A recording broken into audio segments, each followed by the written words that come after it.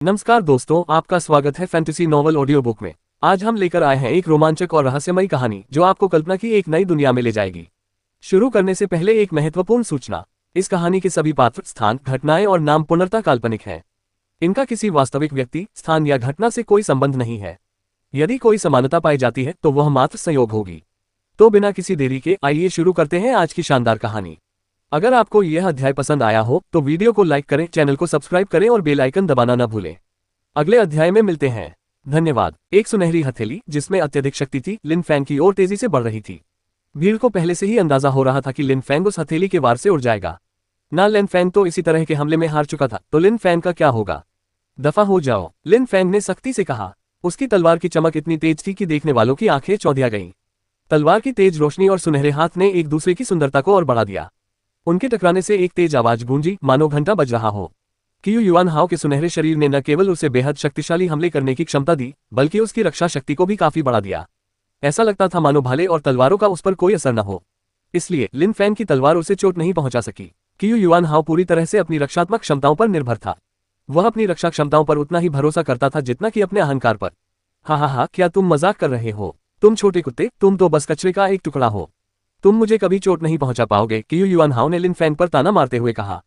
उसकी सुनहरी रोशनी एक बार फिर हवा में फैलने लगी। लिन फैंग ने अपनी तलवार पर पड़ रही उस विशाल दबाव को महसूस किया। उस शक्ति ने उसकी तलवार को इतना हिला दिया कि वह लगभग उसके हाथ से फिसल गई। सचमुच, लिन फैंग ने बेपरवाही से जवाब दिया। अगर तलवार का इस्तेमाल तेजी से किया जाए तो उसे रोकना नामुमकिन है। वह हर किलेबंदी को भेद सकती है। तलवारबाज अपने रास्ते में आने वाली हर चीज को कुचलकर नष्ट कर सकता है। बिना देखे कोई भी तलवार से बच नहीं सकता। हथियारों की अनेक आत्माएं थीं, लेकिन तलवार की आत्मा उनमें से सबसे शक्तिशाली और बलशाली थी। हालांकि लिन फैंग के पास तलवार की आत्मा नहीं थी, फिर भी तलवारों के बारे में उसका ज्ञान उन अधिकांश साधकों से कहीं अधिक था जिनके पास तलवार की आत्मा थी। तलवार की शक्ति, लिन फैंग ने फुसफुसाते हुए कहा। उसकी तलवार चकाचौंध कर रही थी। प्रकाश की तेज किरणें वातावरण को घेरने लगी। उसकी तलवार की नोक पर एक अत्यंत शक्तिशाली ऊर्जा केंद्रित हुई और उससे एक जोरदार विस्फोट हुआ। बूम! लिन फैंग की तलवार एक बार फिर कियू युआन हाओ की आत्मा से टकराए। कागज फटने जैसी आवाज हवा में गूंज उठी। कियू युआन हाओ के चेहरे के भाव तुरंत बदल गए। अविश्वसनीय रूप से शक्तिशाली होने के बावजूद उसे उस शक्तिशाली तलवार से बचने के लिए पीछे हटना पड़ा और वह केवल अपनी रक्षात्मक क्षमता पर निर्भर नहीं रह सकता था। जब लिन फैंग ने देखा कि कियू युआन हाओ पीछे हट गया है तो उसने अपनी तलवार अपने कंधे पर रखी और ठंडी मुस्कान के साथ कहा, तुमने कहा था कि मैं तुम्हें चोट नहीं पहुंचा सकता, तो फिर तुम पीछे क्यों हट गए? ये शब्द सुनकर कियू युआन हाओ का चेहरा गुस्से से लाल हो गया और लिन फैंग को घूरते हुए उसने कहा, मैं मानता हूं कि मैंने तुम्हें कमाका, लेकिन मैं तुमसे ज्यादा ताकतवर हूं। तुम अभी भी एक छोटे कुत्ते की तरह हो, नहीं, एक छोटी सी मुर्गी की तरह जो एक भी हमले का सामना नहीं कर सकती। तुम बहुत बोलते हो, लेकिन तुम्हारे मुंह से निकलने वाली हर बात बकवास होती है। लिन फैंग ने थकी हुई आवाज में कहा, अगर प्रतिभाशाली होने का मतलब है मुंह खोलकर दूसरों की बेवजह आलोचना करना, तो तुम वाकई एक सच्चे प्रतिभाशाली हो, एक वास्तविक प्रतिभाशाली, स्वर्ग में बेजोड़ प्रतिभाशाली। कितना निडर! डुओमिंग तो शुरू से ही खतरे का बहादुरी से सामना करता आया है। उसे जरा भी डर नहीं है। जब भीड़ ने देखा कि लिन फैंग ने कियू युआन हाओ को पीछे हटने पर मजबूर कर दिया है, तो उनके चेहरे पर खुशी की चमक आ गई। वे पहले से ही डुओमिंग को महान मानते थे। वे पहले सोचते थे कि लिन फैंग में थोड़ी सी ही शक्ति है, उन्होंने उसे कम आंका था। लेकिन उस पल उन्हें सच में लगा कि वह ना लिन फैंग या लिन कियान से भी ज्यादा शक्तिशाली है। ना लिन फैंग और लिन कियान भी लिन फैंग को देख रही थी और उसके बारे में बहुत अच्छी राय रखने लगी। उन्होंने पहले सोचा था कि लिन फैंग उतना शक्तिशाली नहीं है, लेकिन उस पल उन्हें अपनी अज्ञानता का एहसास हुआ। असल में डुओमिंग ही वह व्यक्ति था जिससे सावधान रहने की जरूरत थी। वह उन दोनों से कहीं अधिक शक्तिशाली था। भले ही हम उसका चेहरा नहीं देख सकते, लेकिन वह बहुत छोटा है और वाकई प्रतिभाशाली है। लगता है उसे जन्म से ही यह प्रतिभा मिली है। अगर वह मेरे कुल, नालान कुल में शामिल हो जाए तो यह हमारे लिए बहुत बड़ी मदद होगी, नालान फैंग ने कहा, जो वास्तव में चाहती थी कि डुओमिंग उसके कुल में शामिल हो जाए। फिर वह लिन फैंग की ओर बढ़ी और बोली, डुओमिंग, मैं मानती हूं कि मैंने तुम्हें कमाका था। तुम्हारी जैसी शक्ति के साथ मेरा कुल, नालान कुल, तुम्हारा बहुत सम्मान करेगा। कृपया मेरे कुल में शामिल हो जाओ और भविष्य में हमारा साथ दो। फिर तुम मुझसे हर रोज मिल पाओगे, है ना? ये तुम्हारे लिए कितना अच्छा। कृपया शामिल हो जाओ। ना लिन फैंग एक बार फिर घमंडी और आत्मविश्वासी लग रही थी। वह अपने पिछले आवेगों से उबर चुकी थी। अपनी स्वाभाविक सुंदरता और स्त्रीत्व के आकर्षण का सहारा लेते हुए उसने लिन फैंग को हर दिन मिलने के लिए मनाने की कोशिश की। दोनों को इस रिश्ते से बहुत लाभ होगा। इसके अलावा वह वास्तव में बहुत सुंदर थी, इसलिए उसे पूरा विश्वास था कि लिन फैंग उसके प्रस्ताव को अस्वीकार नहीं करेगा। भाड़ में जाओ! जिसकी किसी ने उम्मीद नहीं की थी वही ये था कि लिन फैंग ने न केवल ना लिन फैंग के प्रस्ताव को अस्वीकार कर दिया था, बल्कि उसकी ओर अपनी तलवार भी लहराई थी, जिससे वह बेहद निर्दयी प्रतीत हो रहा था। ना लिन फैंग की पुतलियां फैल गईं। उसने अपनी दिव्य भुजा की शक्ति को मुक्त किया और अपना दिव्य मुक्का शुरू करते हुए उसकी तलवार पर प्रहार किया। लेकिन कुछ नहीं हुआ। लंबी तलवार 1 मिलीमीटर भी नहीं हिली। फिर एक जोरदार गर्जना पूरे वातावरण में फैल गई, जिसमें बेहद हिंसक और विस्फोटक ऊर्जा समाहित थी।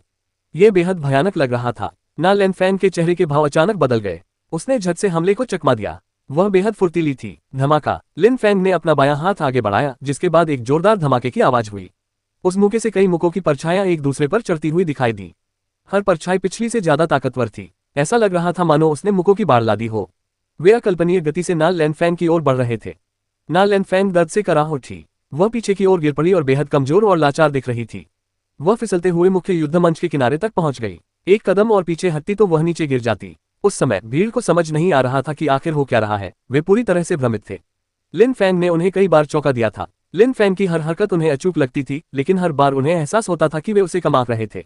ऐसा लगता था मानो उसकी ताकत लगातार बढ़ रही हो। ऐसा लग रहा था मानो वे बार बार उसे कमा रहे हों। उस समय भी लिन ने ना लिन को जल्दी और कुशलता से हरा दिया था। उन्हें याद आया कि कैसे उन्होंने सोचा था कि ना लिन और लिन कियान निश्चित रूप से ये लड़ाई जीतेंगे, और उन्होंने उस युवक को कभी महत्व नहीं दिया था। वे सोच रहे थे कि वे कितने मूर्ख और नादान थे। अगर क्यू युआन हाओ वहां न होता तो लिन उनके दादा कहलाने के योग्य होता। भीड़ ही ऐसा नहीं सोच रही थी। ना लिन और लिन कियान, खासकर ना लिन को लग रहा था कि सिर्फ उन्हीं के पास मौका है, और जब वे तीनों युद्ध के मैदान में अंतिम लड़ाई की तैयारी कर रहे थे तब वे लिन को नजरअंदाज कर रहे थे। वे लगभग भूल ही गए थे कि लिन वहां मौजूद भी है। उन्होंने उसे बहुत कम आंका था। उस पल उन्हें अपनी मूर्खता का एहसास हुआ। उन्हें समझ आया कि उसे कम आंककर वे दोनों उसकी तलवार के नीचे मारे जा सकते थे। तुम बहुत शक्तिशाली हो, क्या तुम मेरी साधना में मदद करोगी और मेरे कौशल को निखारोगी? लिन ने ना लिन को देखते हुए कहा, जो खुलेआम उसका अपमान कर रही थी। उस घमंडी लड़की के व्यवहार से लिन गुस्से और आक्रोश से भर गया था, लेकिन सबसे ज्यादा गुस्सा इस बात पर आया कि वह लड़की लोगों का सम्मान नहीं करती थी और चाहती थी कि दूसरे उसका सम्मान करें, वरना वह रात में अपने सैनिकों को भेजकर अपराधियों पर अचानक हमला क्यों करती। लिन उस घमंडी और अभिमानी लड़की को बर्दाश्त नहीं कर पा रहा था। ना लिन को अपनी कही हुई बातों पर बेहद शर्मिंदगी महसूस हुई। उसे लगा कि वह वाकई मूर्ख थी। तुम्हारे समूह में शामिल हो जाओ, तुमसे हर दिन मिलते हैं, तुम खुद को क्या समझते हो? तुम सोचते हो कि तुम दुनिया के शिखर पर अकेले हो, तुम सोचते हो कि बाकी सब तुमसे नीचे हैं। तुम्हें क्या हक है ये सोचने का कि मैं तुमसे हर दिन मिलना चाहूंगी? लिन बोलती रही और उसने ना लिन को समझाया कि वह कितनी हास्यास्पद थी और उसे घमंडी होने का कोई अधिकार नहीं था। ना लिन को ऐसा महसूस हो रहा था जैसे उसका चेहरा जल रहा हो। वह लिन की किसी भी बात का खंडन नहीं कर सकती थी। उस समय ना लिन उन्हें देख रहा था। वह गुस्से से भरे और एकदम ठंडे चेहरे वाले लिन को घूर रहा था। उसने ना लिन को इतनी आसानी से हरा दिया था। वह दुओ मिन सचमुच ऐसा लग रहा था जैसे वह घमंडी ना लिन को मार डालेगा, जो ना लिन वंश का सबसे महान शिष्य और एक सच्चा प्रतिभाशाली व्यक्ति था। उस समय भीड़ इतनी उत्साहित कभी नहीं थी। लिन कियान, ना लिन, दुओ मिन और क्यू युआन हाओ सभी प्रतिभाशाली थे, सभी एक दूसरे से अधिक शक्तिशाली थे। उनमें से किसी के पास ऐसी ताकत नहीं थी जिससे भीड़ उनसे नफरत करे, लेकिन उनमें से कुछ इतने अविश्वसनीय रूप से शक्तिशाली थे कि भीड़ का खून उत्साह से उबल रहा था। उदाहरण के लिए लिन को देखकर वह धीरे धीरे और अधिक शक्तिशाली होता जा रहा था। वह धीरे धीरे और अधिक पागल होता जा रहा था। अब तक वह इतना उग्र और क्रोधित कभी नहीं हुआ था जितना उस क्षण था। वह जितना निर्दयी होता गया, भीड़ उतनी ही उत्तेजित होती गई। अब कोई भी उससे लड़ने को तैयार नहीं था। वह सचमुच बेहद उग्र और निर्दयी था। ओह, तुम अभी भी वहीं हो। मेरा तुमसे बदला लेने से रोकने के लिए लड़ने का कोई इरादा नहीं है, लेकिन क्या तुम्हें लगता है कि मुझे बार बार अपमानित करने की कोशिश करना और खुद को दुनिया का सबसे अच्छा इंसान समझना तुम्हें एक अद्भुत इंसान बनाता है? लिन ने पीछे मुड़कर क्यू युआन हाओ को देखा और फिर बर्फीले स्वर में कहा, तुम कहते हो कि ना लिन बेहद घमंडी है और खुद को सबसे ऊपर समझती है, कि वह ऐसा सिर्फ इसलिए कर पाती है क्योंकि वह यांगझोउ जैसे छोटे और दयनीय कस्बे में रहती है। तुम्हारा क्या तुम भी ऐसा ही नहीं करते? जीनियस, मुझे छोटी कुतिया और मुर्गी कहते हो। अब मैं तुमसे पूछना चाहता हूं, तुम्हें जीनियस क्या बनाता है? लिन ने चलते हुए यह बात कही। उसने पहली बार अपनी आत्मा को मुक्त किया। उनमें से किसी ने भी शायद इस बात पर ध्यान नहीं दिया कि उन सभी ने कम से कम एक बार अपनी आत्मा को मुक्त कर दिया था, लेकिन लिन ने पूरे समय अपनी आत्मा को मुक्त नहीं किया था। उसकी आंखों में सारा संसार अंधकार में डूब गया। लिन की आंखें एकदम काली हो गईं। वह सचमुच शैतानी रूप में दिखाई दिया। ऐसा लग रहा था मानो उसकी आंखों की जगह दो काले छेद हों। वह किसी दानव जैसा लग रहा था। उसके आसपास सब कुछ धीमा होता हुआ प्रतीत हो रहा था। हर हरकत, हर व्यक्ति और उसका चेहरा, हर एक चीज। लिन अपने आसपास की हर चीज को एक ही समय में देख पा रहा था और वह बिल्कुल स्पष्ट था, मानो सब कुछ धीमी गति से चल रहा हो। लिन की नजर से कुछ भी नहीं बच सकता था। वह जानता था कि हर कोई किसी भी समय क्या कर रहा है। वह अपने दिल की धड़कन भी सुन सकता था। वह अपनी नसों में खून के प्रवाह को भी महसूस कर सकता था। वह क्यू युआन हाओ की हर हरकत को महसूस कर सकता था, यहाँ तक कि उसकी सांसों को भी। उस समय लिन कुछ बोल नहीं पा रहा था, मानो वह सर्वशक्तिमान देवता हो, मानो वह हर पल में मौजूद हो, मानो वह एक विशाल आंखों का जोड़ा हो जो ब्रह्मांड की हर चीज को एक ही समय में देख सकता हो, लेकिन आंखें बोल नहीं सकती। लिन के चांदी के मुखौटे के आर पार क्यू युआन हाओ उसकी आंखें देख पा रहा था। वह डर से कांपने लगा। उसने अपने जीवन में इतना डर कभी महसूस नहीं किया था। उसे समझ नहीं आ रहा था कि वह क्या देख रहा है। लिन की आंखों में क्या खराबी थी। ऐसा क्यों लग रहा था मानो वह साक्षात मृत्यु को घूर रहा हो। उस क्षण क्यू युआन हाओ असमंजस और भयभीत था। उसे ऐसा लग रहा था मानो डर उसकी हड्डियों तक समा गया हो और वह जमकर कांप रहा हो। उसे जरूर भ्रम हो रहा होगा, उसके सामने कोई नहीं था।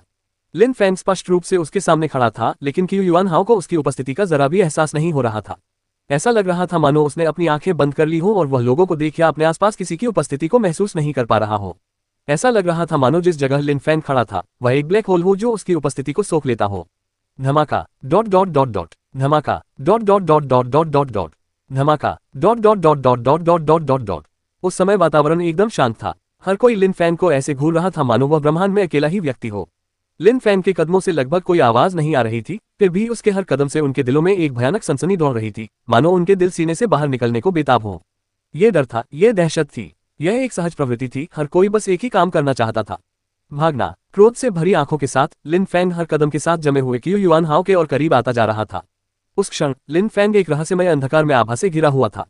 उसके कदम किसी विशेष ब्रह्मांडीय लय के अनुरूप प्रतीत हो रहे थे। वह ब्रह्मांडीय लय मौलिक शक्तियों के समान नियमों का पालन करती प्रतीत हो रही थी।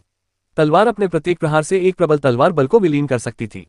आकाश और पृथ्वी भी स्वाभाविक रूप से एक ऐसी शक्ति उत्पन्न करते थे जो संसार को भर देती थी। जब लिन फैंग ने अपनी आत्मा को मुक्त किया तो वह आश्चर्यजनक रूप से उन्नत तरीके से चीजों को महसूस और समझ सकता था। वह उन रहस्यों को समझ सकता था जो कई उच्च स्तर के साधकों को भी उलझन में डाल देते थे। उसके मस्तिष्क में लाखों विचार पूरी गति से घूम रहे थे। इन विचारों ने लिन फैंग को विचित्र अनुभूतियां और उच्च स्तर की समझ का एहसास कराया। दिव्य आत्मा मुझे किसी अज्ञात और अविश्वसनीय रूप से शक्तिशाली चीज में बदल देती है। लिन फैंग ने मन ही मन बहुत प्रसन्नता से सोचा, लेकिन यह उसके चेहरे पर दिखाई नहीं दे रहा था। लिन फैंग ने अपना दाहिना हाथ नीचे किया और अपनी बेल्ट उतारने लगा। पूरी भीड़ लिन फैंग की हरकतों को देख रही थी और उन्हें विश्वास नहीं हो रहा था कि उसने अभी अभी अपनी बेल्ट उतारी है। आखिर वह क्या करने की योजना बना रहा था? ये तो तलवार है। चांदी की बेल्ट को तलवार बनते देख सबकी आंखें और भी चौंक गईं। उन्होंने पहले ही देख लिया था कि लिन फैंग ने अपने कंधे पर तलवार रखी हुई है, लेकिन उन्होंने उसकी कमर पर क्या है इस पर ध्यान नहीं दिया था। लिन फैंग ने कुछ ऐसा पकड़ रखा था जो नर्म और लचीली तलवार जैसा लग रहा था। लिन फैंग क्यू युआन हाओ के और करीब आता जा रहा था। उसी क्षण एक अत्यंत शक्तिशाली तलवार की ऊर्जा लिन फैंग के शरीर के चारों ओर घूम रही थी। लिन फैंग का शरीर तलवार के हैंडल जैसा प्रतीत हो रहा था और उसके शरीर और तलवार से निकलने वाली ऊर्जा ने उसके ऊपर हवा में एक ब्लेड जैसी आकृति बना ली थी। क्या ये कोई आत्मा है? पूरी भीड़ को एक अजीब सी अनुभूति हुई और वे समझ नहीं पा रहे थे कि आखिर हो क्या रहा है। क्या लिन फैंग के पास तलवार की आत्मा हो सकती है? नहीं तो वह इतनी जबरदस्त तलवार ऊर्जा से कैसे घिरा हो सकता है? भीड़ को शायद यह एहसास हो गया था कि लिन फैंग ने अपनी आत्मा को बिल्कुल भी मुक्त नहीं किया था। उसे इसकी आवश्यकता ही नहीं थी। वह अपनी आत्मा को मुक्त किए बिना भी अपने सामने मौजूद प्रतिभाशाली लोगों से कहीं अधिक शक्ति का प्रदर्शन कर सकता था। जैसे जैसे वह कदम बढ़ाता गया, तलवार की शक्ति और भी प्रबल होती गई। तलवार को देखकर ही हर कोई समझ सकता था कि उसमें समाहित मारक क्षमता पल पल बढ़ती जा रही है। हालांकि लिन फैंग के मन में जानलेवा विचार भरे हुए थे और उसका चेहरा आश्चर्यजनक रूप से शांत था, फिर भी ऐसा लग रहा था मानो वह थोड़ा खुश भी हो। सृष्टि की 10,000 वस्तुओं में एक शक्ति होती है, यह उनके आंतरिक स्वभाव का हिस्सा है और तलवार में भी एक शक्ति होती है। जब असीमित शक्ति मौजूद है तो तलवार की ऊर्जा का उपयोग क्यों करते रहें? पहले लिन फैंग को तलवार की शक्ति का उपयोग करने के लिए बहुत अधिक तलवार ऊर्जा की मुक्त करनी पड़ती थी, लेकिन इस समय वह अपनी स्वयं की तलवार ऊर्जा मुक्त नहीं कर रहा था, बल्कि तलवार की शक्ति का उपयोग कर रहा था और तलवार से ऊर्जा को अपने शरीर में ग्रहण कर रहा था। वह अपनी इच्छा अनुसार शक्ति को स्वतंत्र रूप से नियंत्रित कर सकता था। अब वह जब चाहे शक्ति उधार ले सकता था, इसलिए वह एक ही प्रहार में जितनी चाहे उतनी तलवार शक्ति का प्रयोग कर सकता था। वह अब अपनी स्वयं की ऊर्जा से सीमित नहीं था। उसका पूरा शरीर और आभा एक तलवार की तरह दिखने लगी थी, एक बेहद तेज और निर्मम तलवार की तरह। लिन फैंग के मन में खुशी बढ़ती जा रही थी। उसके शरीर और वातावरण में तलवार की ऊर्जा भी बढ़ती जा रही थी। वहीं दूसरी ओर क्यू युआन हाओ की चिंता बढ़ती जा रही थी और उसके चेहरे पर भय के भाव साफ दिखाई दे रहे थे। पूरा वातावरण तलवार की शक्ति के दबाव से भर गया था और ऐसा लग रहा था मानो तलवार उसे निगलकर उसके खून में नहाना चाहती हो। वह केवल घबरा सकता था। उसे महसूस हो रहा था कि लिन फैंग उसकी जान के लिए खतरा है और किसी भी क्षण उसकी जान जा सकती है। लिन फैंग अपनी इतनी भयानक तलवारबाजी की ताकत से उसके गोल्डन बॉडी स्पिरिट को सचमुच चीर सकता था। मुझे अब और इंतजार नहीं करना चाहिए, मुझे पीछे हट जाना चाहिए, क्यू युआन हाओ ने सोचा। उस विशाल तलवार की शक्ति और भयानक तलवार बल ने उसके आत्मविश्वास को चकनाचूर कर दिया था। इसके अलावा लिन फैंग की शक्ति कम होने का कोई संकेत नहीं दिखा रही थी, बल्कि और भी बढ़ रही थी। वह लिन फैंग के पास जाने से डर रहा था, क्योंकि उसे डर था कि वह इस मुठभेड़ से अपने शरीर के सभी अंगों के साथ बाहर नहीं निकल पाएगा। क्यू युआन हाओ ने कभी सोचा भी नहीं था कि यांगजो शहर में उसका सामना एक आम आदमी से होगा। वह मशहूर भी नहीं था, बिल्कुल अनजान। ऊपर से उसकी बहन ने उसे वार्षिक टूर्नामेंट में शामिल होने के लिए आमंत्रित किया था, तो भला वह इतना ताकतवर कैसे हो सकता था? लिन फैंग इस समय उसे ऐसे देख रहा था मानो वह किसी आवारा कुत्ते को देख रहा हो। क्यू युआन हाओ ने अपनी ऊर्जा को फिर से मुक्त करने का फैसला किया। वह एक तुच्छ व्यक्ति से इस तरह का अपमान सहन नहीं कर सकता था। उसका सुनहरा शरीर एक चमकदार सुनहरी रोशनी से घिरा हुआ था और उसने अपनी अपार शक्ति को मुक्त करना शुरू कर दिया। उसके पूरे शरीर से शक्तिशाली ऊर्जा निकल रही थी और वह अविश्वसनीय बल का प्रयोग कर रहा था। अजय स्वर्ण शरीर। बेहद जोर से चिल्लाते हुए क्यू युआन हाओ ने आखिरकार हमला करने का फैसला किया। उसने अपनी मुट्ठी को अपनी अविनाशी आभा से ढक लिया और लिन फैंग की ओर मुक्का मारा। धमाका। जैसे ही उसकी मुट्ठी हवा में टकराई, धमाकों की आवाज हवा में गूंज उठी, मानो वह उस वातावरण को चकनाचूर कर रहा हो जिसने उसकी मुट्ठी को रोक रखा था। मरना। लिन फैंग ने धीमी आवाज में वह शब्द कहा और अचानक उसके शरीर से एक अविश्वसनीय रूप से शक्तिशाली तलवार की शक्ति निकली और वातावरण को चीरते हुए क्यू युआन हाओ के शरीर की ओर तेजी से बढ़ी। तलवार के प्रहार से क्यू युआन हाओ का शरीर विकृत हो गया। उसके शरीर के भीतर से चीरने और फटने की आवाजें सुनाई दे रही थीं। ऐसा लग रहा था मानो उसका शरीर किसी भी क्षण टुकड़े टुकड़े हो जाएगा। तलवार की जो शक्ति प्रकट हुई, उसके साथ ही एक अत्यंत शक्तिशाली ऊर्जा भी उत्पन्न हुई। तलवार आकाश में तेजी से आगे बढ़ी और अपने रास्ते में आने वाली हर चीज को काटती हुई आगे बढ़ी, जिससे वातावरण में एक अत्यंत चकाचौंध भरी रोशनी फैल गई। तलवार क्यू युआन हाओ की छाती पर जा लगी। ट्रैक। क्यू युआन हाओ का शरीर अंडे की तरह फट गया, उसकी सुरक्षात्मक परत चकनाचूर हो गई। उसकी आत्मा भी बिखर गई। चारों ओर खून फैल गया और क्यू युआन हाओ का शरीर पीछे की ओर उछल गया। अब यह स्पष्ट हो गया था कि वह लिन फैंग से कमजोर था। शाही शहर से आया वह शक्तिशाली साधक और उससे पहले आए अन्य साधक भी लिन फैंग के एक भी प्रहार का सामना नहीं कर पाए थे। उस समय भीड़ अचंभित, स्तब्ध होकर लिन फैंग को घूर रही थी। कितनी भयावह शक्ति थी! वह शुद्ध और निर्विवाद शक्ति थी। कोई भी उस शक्ति को नकार नहीं सकता था जिसे उसने अभी अभी उजागर किया था। चाहे वह कोई प्रतिभाशाली शिष्य हो या कोई शक्तिशाली शिष्य, इससे कोई फर्क नहीं पड़ता था। लिन फैंग को उनसे निपटने के लिए केवल एक ही प्रहार की आवश्यकता थी। वाह, आज तो डुओमिंग ही असली जीनियस है। वो वाकई दिन का हीरो था। कोई भी उसकी ताकत का मुकाबला नहीं कर सकता था और न ही उसके गुस्से को सह सकता था। उस घमंडी लड़की को लगा कि वो उसके लायक है, लेकिन डुओमिंग तो देवताओं का प्रिय है।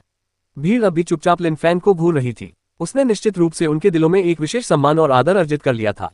ना लिन फैंग खुद को दुनिया के बाकी लोगों से ऊपर सबसे ताकतवर, सबसे खूबसूरत समझती है। हैरानी की बात यह है कि वह डुओमिंग को साधना के मार्ग पर गुरु भी बनाना चाहती है। उस बदमाश की आंखें ही नहीं है। क्यू युआन हाओ बेहद घमंडी है और खुद को अजेय समझता है। उसने डुओमिंग का अपमान किया और उसे छोटा कुत्ता कहा। अब डुओमिंग के सामने वह एक भी हमले का सामना नहीं कर सकता। असल में वह खुद ही छोटा कुत्ता है। उसने सोचा था कि डुओमिंग के शहर में वह इतना घमंडी हो सकता है, लेकिन वह गलत था। उसे सबक सीखकर यांगझोउ शहर में तमीज से पेश आना चाहिए। केवल डुओमिंग ही सच्चे प्रतिभाशाली हैं। उन्हें स्वर्ग और पृथ्वी दोनों का आशीर्वाद प्राप्त है। वे यांगझोउ शहर के सबसे प्रतिभाशाली और सबसे शक्तिशाली व्यक्ति हैं। लिन फैंग को पता नहीं था कि भीड़ क्या सोच रही है।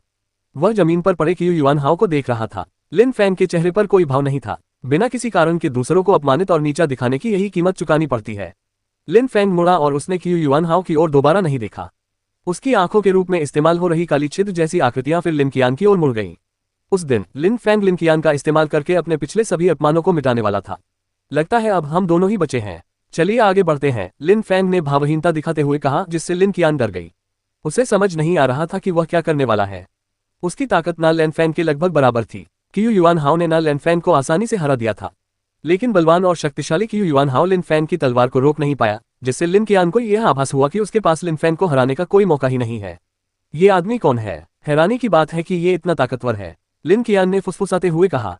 उस दिन उसका आत्मविश्वास चकनाचूर हो गया था। वह खुद को असाधारण समझती थी क्योंकि वह लिंगची की पहली परत तक पहुंच चुकी थी। वह सोचती थी कि वह अपने से पहले आने वाले किसी को भी हरा सकती है। वह एक सच्ची प्रतिभा थी और उसके लिए कोई और मायने नहीं रखता था। उसकी मानसिकता ना लिन फैंग जैसी ही थी। फिर क्यू युआन हाओ अचानक प्रकट हुआ और उसने उसे समझाया कि भले ही वह लिंगची की पहली परत तक पहुंच गई हो, फिर भी कई अन्य लोग उससे कहीं अधिक शक्तिशाली और प्रतिभाशाली हैं। लेकिन जिस क्षण उसने सोचा था कि क्यू युआन हाओ बेहद शक्तिशाली है, उसी क्षण लिन फैंग ने तलवार के एक ही वार से उसे मार गिराया था। इससे उसे बेहद हीन भावना का अनुभव हुआ। मुझे लगता है कि इन घटनाओं के बाद आगे बढ़ना बेकार है, लिन कियान ने ठंडे और उदासीन स्वर में कहा। हालांकि उसका आत्मविश्वास चकनाचूर हो गया था, फिर भी वह इसे दिखाना नहीं चाहती थी। वह ये स्वीकार नहीं करना चाहती थी कि वह हार मान लेना चाहती है। लिन फैंग की काली काली आंखें मुस्कुराती हुई प्रतीत हो रही थीं। उस समय भी लिन कियान ने अपना अहंकार और अकड़ दिखाना बंद नहीं किया। चांदनी रात में पंख जैसी चपलता। लिन फैंग का शरीर बिना किसी निशान के गायब हो गया। लिन कियान, पीछे हटो, किसी ने बहुत जोर से चिल्लाते हुए कहा। लिन बा दाओ डर गया था और नहीं चाहता था कि लिन फैंग लिन कियान पर हमला करे। वह शुरू से ही सतर्क था। लिन फैंग की हरकत देखते ही उसने तुरंत लिन कियान को चेतावनी दी। उसी समय उसका शरीर बवंडर में बदल गया और हवा को चीरते हुए सीधे युद्ध के मैदान की ओर बढ़ गया। लिन कियान भी खतरे से वाकिफ थी और उसने तुरंत अपनी सार्वभौमिक बर्फ और अग्नि शक्ति को मुक्त कर दिया। उसके हाथों से बर्फ और आग दोनों निकल रही थी और उसने खुद को लिन फैंग की ओर झोंक दिया जो उसके सामने प्रकट हो गया था। धमाका। लिन फैंग ने हमले को रोक दिया, बर्फ पिघल गई और आग बुझ गई। तुरंत बाद उसका शरीर लिन कियान की ओर झपटा। वह जरा भी दया नहीं दिखाएगा, बस एक ही वार में तलवार से वार कर देगा। लिन फैंग ने अपनी तलवार लिन कियान पर चलाई। देखते हैं तुम्हारी हिम्मत होती है या नहीं, लिन बा दाओ ने बीच बचाव करने की कोशिश करते हुए चिल्लाकर कहा। उसके हाथ की हथेली से प्रचंड आग निकली और लिन फैंग की तलवार को रोकने के लिए आगे बढ़ी। धमाका। आग इतनी शक्तिशाली थी कि उसने तलवार की शक्ति को कमजोर कर दिया था, जो लिन कियान के शरीर पर प्रहार करने ही वाली थी, लेकिन तलवार की ताकत फिर भी उस पर पड़ी और उसे युद्ध मंच के किनारे की ओर फेंक दिया। वह जीवित तो थी लेकिन गंभीर रूप से घायल थी। तुम्हारी हिम्मत कैसे हुई इस वार्षिक टूर्नामेंट के नियमों का उल्लंघन करने की, लिन फैंग चिल्लाया और फिर बोला, क्योंकि तुम निकम्मे हो इसलिए तमाशा खड़ा करना चाहते हो और बड़ों का सहारा लेना चाहते हो। कितनी शर्मनाक बात है। लिन कुल ने आखिरकार अपना असली रंग दिखा दिया। कितनी बेशर्मी है। ना लैनशियोन चुप रहा। पूरा टूर्नामेंट उसकी योजना से बहुत अलग हो गया था। इस तरह से उसे लग रहा था कि इस समय सब कुछ व्यर्थ है। लिन फैंग ने उसकी बेटी ना लैन फैंग को चोट पहुंचाई थी। क्या ना लैनशियोन लिन फैंग पर दया कर सकता था? कितनी धृष्टता है। तुम खुद को क्या समझते हो जो इतने अहंकारी हो? लिन बा दाओ ने देखा कि ना लैनशियोन चुप है तो उसने जरा भी संकोच नहीं किया और लिन फैंग के चांदी के मुखौटे पर थप्पड़ मारने की कोशिश की। लिन फैंग ने हमले से बचने की कोशिश नहीं की। उसका चांदी का मुखौटा सीधे जमीन पर गिर गया और उसका असली चेहरा सामने आ गया। यह आप है, यह आप है। उद्धरण चिन्ह। लिन बा दाओ और लिन कियान ने एक ही समय पर ये शब्द कहे। जब उन्होंने लिन फैंग का असली चेहरा देखा तो वे स्तब्ध रह गए। उन्हें ऐसा लगा जैसे उनकी नसों में बर्फीला तूफान दौड़ रहा हो और रीढ़ की हड्डी में सिहरन दौड़ रही हो। उसी समय भीड़ में मौजूद लिन कबीले के सभी सदस्य लिन फैंग का असली चेहरा देखकर दंग रह गए। वह बेहद ताकतवर और शक्तिशाली युवक आश्चर्यजनक रूप से लिन कबीले का सदस्य है। यह वास्तव में लिन कबीले का एक पूर्व सदस्य है जिसे कथित तौर पर कमजोर होने के कारण निष्कासित कर दिया गया था। ये वही है। कोई आश्चर्य नहीं, इसमें कोई आश्चर्य नहीं कि उसने मुझ पर हमला करने की हिम्मत की। मैंने सैनिक भेजे थे लेकिन उसने उन सबको मार डाला। अब मेरी बारी है। ना लैन फैंग बेहद हैरान थी। वह डर से कांप रही थी क्योंकि उसने उसे मारने के लिए बड़ी संख्या में लोगों को भेजा था, लेकिन उसने उन सबको मार डाला, किसी को भी जीवित नहीं छोड़ा। विसल विन रेस्टोरेंट में हुई घटना को याद करते हुए ना लैन फैंग के दिल में कड़वाहट भर आई। भला उसे लिन फैंग के साथ इतनी छोटी मोटी बातों पर ऐसा बर्ताव करने का अधिकार किसने दिया था? उसे अब तक किए गए अपने सभी कामों पर पछतावा हो रहा था। उसने अपने और अपने कबीले के लिए एक भयानक दुश्मन खड़ा कर दिया था। जब भीड़ ने लिन कबीले के सदस्यों के चेहरे के भाव देखे तो वे आश्चर्यचकित रह गए। वे असमंजस में थे और सोच रहे थे कि नकाबपोश के पीछे छिपा रहस्यमय व्यक्ति कौन है। आखिर वह कौन था जिसने लिन कबीले के सदस्यों को इतना चौंका दिया? असंभव, तुम इतने ताकतवर कैसे हो गए? लिन कियान को अपनी आंखों पर विश्वास नहीं हो रहा था। उसने जो ताकत दिखाई थी उस पर। एक अविश्वसनीय रूप से ताकतवर और शक्तिशाली युवक, वह एक प्रतिभाशाली था। उसने कभी सोचा भी नहीं था कि उसमें उससे लड़ने की ताकत हो सकती है। वह तो उसे कचरे का टुकड़ा समझती थी। इस समय उसके मन में जो भावनाएं उमड़ रही थी वे असहनीय थीं। अगर वह सचमुच कचरा था तो वह खुद क्या थी? इसमें कोई शक नहीं। आपकी आंखें सही हैं। मैं लिन फैंग हूँ, वही जिसे आप सब इतना नापसंद करते हैं और लिन कबीले में जिसे कचरे का टुकड़ा भी कहा जाता है। लिन फैंग का लहजा उदासीन था। उसके सीधे साधे जवाब ने लिन कबीले के सदस्यों के दिलों को बेहद भारी कर दिया। ये युवक लिन कबीले की शान और गौरव होना चाहिए था। उसके साथ उनका भविष्य उज्जवल होता। उन्हें उसे नायक मानकर उसका सम्मान करना चाहिए था, लेकिन इसके बजाय उन्होंने उसका उपहास किया और उसे कबीले से निकाल दिया। कितनी बड़ी मूर्खता थी उनकी। वे ऐसे प्रतिभाशाली व्यक्ति के लायक नहीं थे। भीड़ में हलचल मच रही थी और बेचैनी बढ़ती जा रही थी। लिन कबीले ने लिन फैंग को त्याग दिया था। अफवाहें थी कि वह एक निकम्मा आदमी था जो लिन हॉन के हाथों लगभग मरते मरते बचा था। लिन कबीले में हर कोई उससे नफरत करता था। क्या इस खूंखार नौजवान को अपने से इतने कमजोर व्यक्ति के खिलाफ अपने पिता की मदद की जरूरत पड़ सकती थी? अफवाहें अब धीरे धीरे झूठी लगने लगी थीं। मंच पर जो कुछ हुआ वह चौंकाने वाला था। किसी ने सोचा भी नहीं था कि क्यू युआन हाउ प्रकट होंगे। उन्होंने एक प्रतिभाशाली व्यक्ति को खोज निकाला था, लेकिन वह प्रतिभाशाली व्यक्ति लिन कबीले की अफवाहों के अनुसार कचरे का टुकड़ा माना जाता था। इसमें कोई आश्चर्य की बात नहीं कि उसने वह चांदी का मुखौटा पहन रखा था।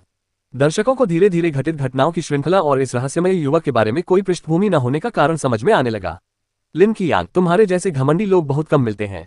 तुम सोचती हो कि तुम दुनिया की सबसे ऊंची हो और दूसरों को नीचा दिखाती हो, लेकिन ऐसा करना सिर्फ लिन कुल में ही मुमकिन है। बस कभी खुद को प्रतिभाशाली मत समझना, क्योंकि तुम बस एक नासमझ बच्ची हो। लिन बा दाओ, मेरे पिता के मुकाबले तुम एक कमजोर इंसान हो। तुम कभी उनके जितने शक्तिशाली नहीं हो पाओगे, लेकिन तुमने आदरणीय बड़े के साथ मिलकर सत्ता हथियाने और मेरे पिता को गद्दी छोड़ने पर मजबूर करने की साजिश रची। इतना ही नहीं, तुम उन्हें कुल से निकालना चाहते थे। तुम्हें लिन कियान की शक्ति पर सबसे ज्यादा भरोसा है। तुम्हें लगता है कि वो एक दिन कुल की उम्मीद बनेगी, लेकिन अब सबको दिख रहा है कि लिन कियान मुझसे मुकाबला नहीं कर सकती। वो एक निकम्मी छोटी बच्ची है जो सिर्फ बकवास करती है। क्या तुम्हें अपनी मूर्खता का एहसास नहीं होता? क्या तुम्हें लगता है कि तुम हंसी के पात्र हो? क्या तुम्हें अपने किए पर शर्म नहीं आती? क्या तुम्हें अपने किए पर पछतावा नहीं है? बेशक मैं समझती हूँ कि अगर तुम्हें अपने किए पर पछतावा भी है तो तुम इसे स्वीकार नहीं करोगे, लेकिन आज तो बस शुरुआत है। आज मैंने सिर्फ ये साबित किया है कि तुम सब कितने मूर्ख, बेवकूफ और बेशर्म हो। तुम्हारे शब्द, तुम्हारे चेहरे, तुम सब गंदे हो। एक दिन मैं अपने पिता के साथ वापस आऊंगी और हम हिसाब बराबर करेंगे। अचानक लिन फैंग चुप रहना छोड़ बैठा। उसके कहे हर एक वाक्य ने लिन कबीले के सदस्यों के दिलों में गहरी छाप छोड़ी। इसने उन्हें भावुक कर दिया और चौंका भी दिया। लिन फैंग सही था। लिन कुल के हर सदस्य ने लिन हाई को नीचा दिखाने की हिम्मत की थी और वे चाहते थे कि लिन बादाओ लिन कुल का मुखिया बने। ये लिन बादाओ की ताकत की वजह से नहीं था, क्योंकि लिन बादाओ तो लिन हाई के मुकाबले कहीं भी नहीं था। ये सब लिन कियान और उसकी प्रतिभा के कारण था। वे सब उसे देवी की तरह देखते थे। उन्होंने सोचा था कि लिन कियान के पास असीमित शक्ति है। उन्होंने सोचा था कि वह लिन कुल को उत्थान दिला सकती है और भविष्य में उन सभी को इसका लाभ मिलेगा। लेकिन उन्होंने कभी सोचा भी नहीं था कि उनके प्रिय और चहेते लिन कियान को कोई और पीछे छोड़ सकता है, खासकर कोई ऐसा प्रतिभाशाली व्यक्ति जिसे कबीले से निकाल दिया गया हो। सबसे दुखद बात यह थी कि वह कबीले के पूर्व मुखिया का पुत्र था। यह तो बस शुरुआत थी, इससे ज्यादा कुछ नहीं। लिन फैंग और भी ज्यादा ताकतवर बनेगा। उसके पास अपार क्षमता और असीमित प्रतिभा थी। क्या लिन कियान कभी उसकी बराबरी कर पाएगी? उसके जैसे प्रतिभाशाली को लिन कबीले से क्यों निकाल दिया गया था? लिन हॉन को हराने के बाद भी किसी ने उसकी सराहना क्यों नहीं की? किसी ने उसे अपनी गलती साबित करने का मौका क्यों नहीं दिया? वे क्यों लिन कियान को ही अपनी एकमात्र उम्मीद मानते रहे और हर तरह से उसे उससे ऊपर क्यों रखते रहे? लिन कबीले को अपनी इस गंभीर गलती का एहसास इसी क्षण हुआ। उन्होंने एक नायक, एक असाधारण प्रतिभाशाली व्यक्ति के साथ तिरस्कारपूर्ण व्यवहार किया था। उन्होंने उसके और उसके पिता की नफरत को अपने ऊपर मोल लिया था। क्या उनमें से किसी ने भी कबीले के बारे में सोचा था? पछतावा। बिल्कुल, लिन कबीले के सदस्यों को हर बात का पछतावा था। वे जानते थे कि जो गलतियां उन्होंने की थी उन्हें अब वापस नहीं लाया जा सकता। यांगजो शहर के एक प्रतिभाशाली व्यक्ति को चोट पहुंचाकर उन्होंने बहुत बड़ी गलती की थी। यहां तक कि शाही शहर से आया एक अत्यंत शक्तिशाली साधक भी लिन फैंग के एक ही प्रहार का सामना नहीं कर सका। अरे जानवर, चुप हो जा! लिन बादाओ गुस्से से चिल्लाया, क्योंकि वह लिन फैंग के शब्दों को और बर्दाश्त नहीं कर सकता था। लिन बादाओ, तुम एक निकम्मे कबीले के सदस्य हो। मेरे पिता के चाचा का इस्तेमाल करके तुमने उनकी सत्ता हथिया ली। तुम्हारा मकसद लिन कबीले में फूट डालना था। तुम्हें हमारे पारिवारिक रिश्तों की, हमारी रगों में बहने वाले एक ही खून की कोई परवाह नहीं थी। अपने दिल की गहराई से तुम बस मेरे पिता और मुझे मारना चाहते थे। लिन बादाओ, तुम तो जानवर कहलाने लायक भी नहीं हो, तुम तो बस एक कीड़ा हो। ये सोचकर मुझे शर्म आती है कि हम एक ही खून के हैं। भले ही मैं अब लिन कबीले का हिस्सा न हूं, लेकिन ये जानना कि हम एक ही खून के हैं हमेशा मेरे लिए शर्म की बात रहेगी। भले ही किसी को कभी पता न चले, लेकिन इस सच्चाई को जानकर मुझे घिन आती है। लिन फैंग द्वारा कहे गए हर एक शब्द ने लिन बादाओ के दिल में तेज चाकू की तरह वार किया था। लिन फैंग आमतौर पर शांत स्वभाव का व्यक्ति था। वह कभी भी ज्यादा देर तक बात नहीं करता था। अपनी भावनाओं को व्यक्त करने में वह माहिर नहीं था, लेकिन भला उसे कौन समझ सकता था, क्योंकि वह पहले ही एक और जीवन जी चुका था। लिन बादाओ का दिल जोर जोर से धड़क रहा था। वह लिन फैंग को कभी माफ नहीं कर सकता था। उसे कोई पछतावा नहीं था और उसके भीतर केवल नफरत ही भरी थी। नालान कबीले के मुखिया, कृपया इस मैच में दखल देने के लिए मुझे दोषी न ठहराएं, लिन बादाओ ने नालान शियोंग की ओर देखते हुए कहा।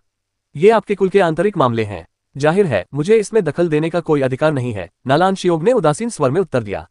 उन्हें देखकर लिन फैंग ने ठंडी मुस्कान दी। उसने नालैन फैंग को अपमानित और घायल कर दिया था। नालैन शियोंग उससे पहले ही बहुत नफरत करती थी, लेकिन लिन बादाओ अब भी नालैन शियोंग से हारने से डरा हुआ था, क्योंकि उसने टूर्नामेंट के नियमों का उल्लंघन किया था। मेरी नज़र में ये वार्षिक प्रतियोगिता एक बड़ा दिखावा है। आप सिर्फ नालैन कबीले के सदस्यों को ही जीतते देखना चाहते हैं। आप किसी और से हारना बर्दाश्त नहीं कर सकते। मैं इस तरह के बेवकूफाना आयोजनों में दोबारा हिस्सा नहीं लेना चाहता। ये साफ है कि अगर कोई प्रतिभाशाली व्यक्ति आपके कबीले के किसी सदस्य को घायल कर देता है, तो आप बाद में उस पर अचानक हमला करने के लिए लोगों को भेजेंगे। नालैन कबीला एक बड़ा मजाक है। सचमुच बेशर्म। लिन फैंग की काली आंखें बर्फ की तरह ठंडी लग रही थीं। लोग अब भी लिन फैंग की आभा से स्तब्ध थे। उसने जो शक्ति दिखाई थी, उसे देखने के बाद शायद ही कोई ऐसा बचा हो जिसकी निगाहें उस पर न टिकी हो। लिन कियान, क्या तुम मुझे मारना नहीं चाहती थी? तो अब मैं तुम्हारी जान ले लूंगी। लिन फैंग ने दुष्टतापूर्ण हंसी हंसते हुए ये कहा। वह लिन कियान की ओर बढ़ने लगा।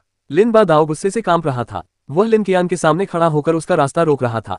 मर जा! लिन फैंग ने राक्षसी अंदाज में चिल्लाया। उसने अपनी पीठ से अपनी लंबी तलवार निकाली और लिन कियान की ओर बढ़ा दी। चारों ओर जोरदार गर्जना गूंज उठी। क्या तुम्हें लगता है कि तुम्हारे पास कोई मौका भी है? लिन बादाओ ने तलवार निकाल चुके लिन फैंग की ओर देखते हुए चिल्लाकर कहा। वातावरण में एक प्रबल ऊर्जा भर गई और गर्जना गूंज उठी। चांदनी रात में पंखों जैसी चपलता। लिन फैंग अचानक गायब हो गया, लेकिन वह लिन बादाओ और लिन कियान की ओर नहीं बढ़ा, बल्कि वह और दूर किसी स्थान पर चला गया। अरे नहीं! नालैन शियोंग डर से पीला पड़ गया। वह खड़ा हो गया। उसने अपना सिर ऊपर उठाया और देखा कि लिन फैंग नालैन फैंग के सिर के ऊपर ऐसे गिर रहा है मानो आसमान से गिर रहा हो। लिन फैंग का निशाना नालैन फैंग ही था। नालैन फैंग को भी पता चला कि वह लिन फैंग का निशाना है और वह सदमे से भर उठी। उसने देखा कि उसकी आंखों में अंधेरा छाया हुआ है और वह उसके करीब आ रहा है। उसने दिव्य मुके से हमला किया, लेकिन लिन फैंग ने अपनी कोमल तलवार का इस्तेमाल अत्यंत तेजी से किया। नालैन फैंग के मुके की छाया गायब हो गई और लिन फैंग की ठंडी तलवार नालैन फैंग के गले पर जा लगी। लिन फैंग के पास पहुंचने से ठीक पहले नालैन शियोंग चिल्लाए, तुम्हारी हिम्मत कैसे हुई? एक कदम और बढ़ाया तो मैं उसे मार डालूंगा, लिन फैंग ने बर्फीले ठंडे स्वर में कहा। उसके चेहरे पर कोई भाव नहीं था। लिन फैंग के बारे में किसी को कोई संदेह नहीं था। अगर नालैन शियोंग ने एक कदम और बढ़ाया तो लिन फैंग शायद उसे ही मार डालेगा। नालैन फैंग लिन फैंग की काली आंखों में देख रही थी। उसने पहले कभी ऐसी स्थिति का सामना नहीं किया था, लिन फैंग की काली आंखों में वह महज एक निकम्मी बच्ची थी। उसने उसे बड़ी आसानी से बंधक बना लिया था, मानो उसमें सचमुच कोई ताकत ही न हो। उस पल लिन फैंग को साफ समझ आ गया कि लिन फैंग ने उसे बंधक बनाया है। भीड़ लिन फैंग को देखती हुई अवाक रह गई। मानो भगवान का आशीर्वाद प्राप्त यह असाधारण युवक बेहद लापरवाह और महत्वाकांक्षी भी था। सभी को लगता था कि वह पागल है, लेकिन हैरानी की बात यह थी कि उसने बार बार हर कबीले को अपमानित करने का साहस दिखाया। भीड़ इन घटनाओं को चुपचाप देखती रही। शायद जब उन्होंने लिन फैंग को पहली बार टूर्नामेंट में शामिल होते देखा था, तभी उन्हें यह आभास हो गया था कि चीजें योजना के अनुसार नहीं होंगी। क्यू युआन हाओ के साथ हुई घटनाएं भी अप्रत्याशित थीं, लेकिन लिन फैंग ने अपने पहले ही आगमन से सभी शक्तिशाली कुलों का अपमान करना शुरू कर दिया था। टूर्नामेंट से पहले हुई किसी घटना के कारण वह सभी को नाराज कर रहा था। लिन फैंग ने पहले एक गलती की थी और ऐसा लग रहा था कि लिन फैंग ने उसका इस्तेमाल भागने के लिए पहले से ही योजना बना ली थी। यह एक निर्दयी और पागल नौजवान था। लिन फैंग जैसा ताकतवर व्यक्ति ही इतनी बेपरवाही से काम कर सकता था। लिन फैंग जैसा पागल ही शुरू से इसकी योजना बना सकता था। उसके शब्द रहस्यमय थे और उसके कार्य पागलपन भरे थे। उसने पूरी भीड़ का ध्यान अपनी ओर खींच लिया था। जब लिन बा दाओ बदला लेना चाहता था, तब लिन फैंग ने अपने शब्दों से नालन शियोग समेत पूरी भीड़ को सुखद आश्चर्यचकित कर दिया था। लिन बा दाओ और नालान शियोग लिन फैंग के सामने बेबस थे, जिसने नालान फैंग को बंधक बना रखा था। वे बंदरों की तरह उसके इशारों पर नाच रहे थे। लिन फैंग एक भयंकर बाघ की तरह था, उसने अपने शिकार को पूरी तरह से पकड़ लिया था। पूर्ण नियंत्रण। लिन फैंग का पूर्ण नियंत्रण था। लिन फैंग अपनी दिव्य आत्मा का उपयोग कर रहा था और उस क्षण वह सब कुछ अत्यंत स्पष्ट रूप से देख पा रहा था, मानो वह समय में जमे हुए संसार को ऊपर से देख रहा हो। जिस क्षण उसने अपनी दिव्य आत्मा को मुक्त किया, उसका मस्तिष्क अविश्वसनीय गति से कार्य करने लगा और वह सबसे जटिल समस्याओं को भी हल करने में सक्षम हो गया। उसके आसपास घटित होने वाली हर चीज को उसका मस्तिष्क तुरंत संसाधित कर लेता था और कुछ भी उसकी नजर से नहीं बचता था। लिन फैंग के कहे हर शब्द ने भीड़ को मंत्रमुग्ध कर दिया और उनका ध्यान अपनी ओर खींच लिया। नालन शियोग और लिन बा दाओ इस घटनाक्रम से बेहद क्रोधित थे। जिस क्षण लिन फैंग ने लिन कियान को जान से मारने की धमकी दी थी, उसने उसे मारा नहीं था, बल्कि लिन फैंग को बंधक बना लिया था। सबसे दिलचस्प बात यह थी कि लिन फैंग का दिमाग अविश्वसनीय रूप से भयानक गति से काम कर रहा था, फिर भी वह शांत और स्थिर बना रहा। लिन फैंग ने आह भरी, उसकी दिव्य आत्मा ने उसे पूरी तरह बदल दिया था, मानो वह किसी अमानवीय प्राणी में परिवर्तित हो गया हो। उसकी आत्मा ने उसके सभी कौशल और क्षमताओं को बढ़ा दिया था। इसके अलावा यह दिव्य आत्मा की केवल पहली परत थी। एक दूसरी परत भी थी जिसे किसी भी समय सक्रिय किया जा सकता था, उसकी पुस्तक आत्मा।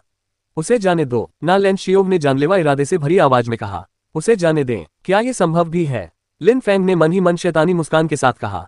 पहले की तरह उसके चेहरे पर कोई भाव नहीं था, जिससे वह बेहद निर्दयी लग रहा था। मैं इस बात की गारंटी दे सकता हूं कि अगर कोई मेरे पास आने की कोशिश करता है या मुझ पर हमला करने की कोशिश करता है, तो मैं आप सभी से कसम खाकर कहता हूं कि मरने वाला पहला व्यक्ति मैं नहीं होऊंगा। लिन फैंग ने ये निर्मम शब्द लगभग बिना किसी भाव परिवर्तन के कहे, बिना किसी भय के। उसके शब्द मानो चेहरे पर एक तमाचे की तरह लगे। नालन शियोग गुस्से से अपना चेहरा बिगाड़ने से खुद को रोक नहीं पाए।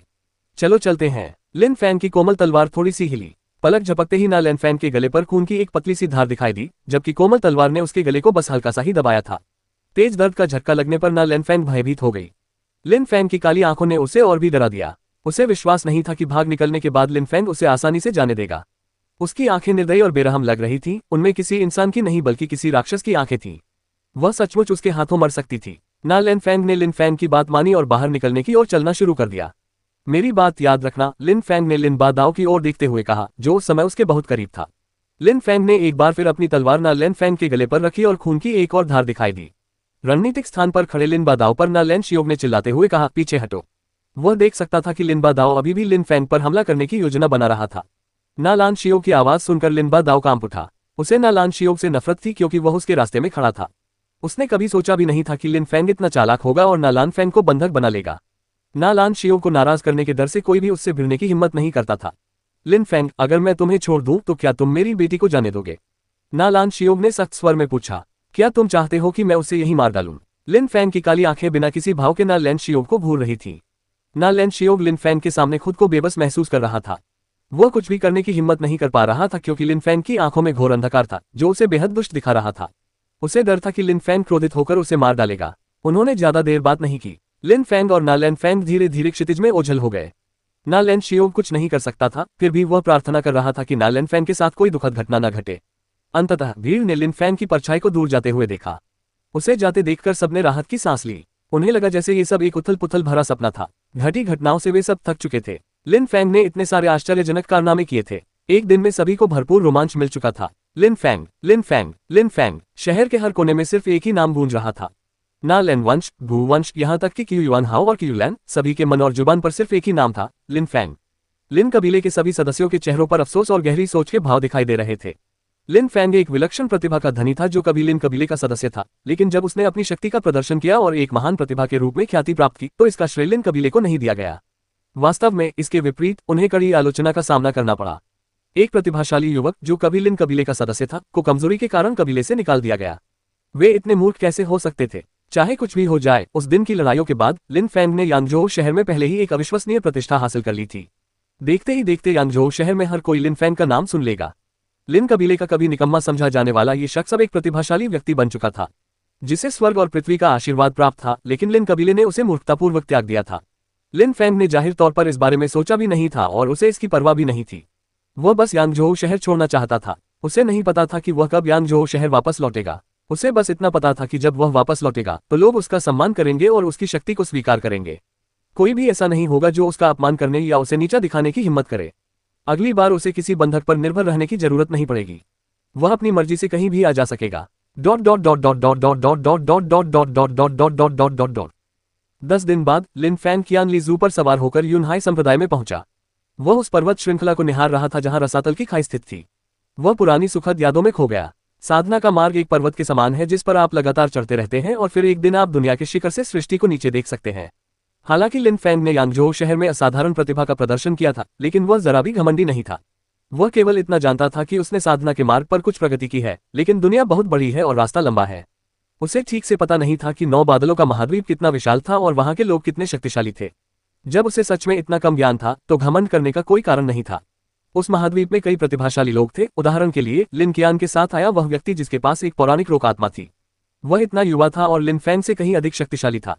उसके पास पहले से ही यूनहाई संप्रदाय के प्रमुख का सामना करने की शक्ति थी। उसने यूनहाई संप्रदाय में आकर सम्मान की मांग करने का साहस किया। जब मैं मंडप में वापस आऊंगा तो सबसे पहले मुझे उच्च कठिनाई स्तर की नई तकनीकें चुननी होंगी और एक विशिष्ट शिष्य बनने के लिए परीक्षा देनी होगी। विशिष्ट शिष्यों में शामिल होने से मैं यूनहाई संप्रदाय का एक सच्चा शिष्य बन पाऊंगा और संप्रदाय के आंतरिक मामलों में भाग ले सकूंगा। फिलहाल एक साधारण शिष्य के रूप में मैं कुछ भी नहीं कर सकता। लिन फैंग इस बारे में सोच रहा था कि वह आगे क्या करने वाला है और उसे यह भी स्पष्ट हो गया था कि उसे आगे क्या करना है। उस समय उसे दूर से घोड़ों के खुरों की गड़गड़ाहट सुनाई दे रही थी, जमीन हिल रही थी। लिन फैंग चौंक गया। उसने तुरंत पीछे मुड़कर देखा तो धूल का गुबार हवा में उठ रहा था। बख्तरबंद घोड़े पूरी रफ्तार से दौड़ रहे थे। चीजू। लिन फैंग स्तब्ध रह गया। वे कवचधारी घोड़े खून के रंग के थे। इन घोड़ों के बारे में सभी जानते थे, ये बेहद कीमती घोड़े थे।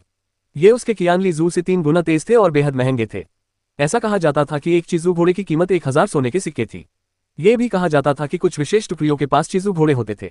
ये सैनिक संभवतः युद्ध में माहिर होते थे, लेकिन ये सैनिक उस क्षेत्र में क्या कर रहे थे जो यूनहाई संप्रदाय के प्रभुत्व में था। कीमती कवचधारी घोड़े पूरी गति से आ रहे थे। उन पर सवार सभी लोग सैनिक थे जो बेहद प्रशिक्षित प्रतीत हो रहे थे। वे सभी खूंखार और बेहद खतरनाक दिख रहे थे। ये लोग जब चाहें जहां चाहे जा सकते हैं। ये यांगझोउ शहर के खुद को उस्ताद और प्रतिभाशाली कहने वालों जैसे नहीं हैं। लिन फैंग ने उन्हें देखकर थोड़ा कांपते हुए सोचा। ये लोग बेहद ताकतवर और घातक योद्धा थे। वे इतने माहिर थे कि समूह के सबसे कमजोर सदस्य भी कम से कम 9वें स्तर तक पहुंच चुके होते, लेकिन उनमें से अधिकांश तो बहुत पहले ही लिंगची स्तर को पार कर चुके होते।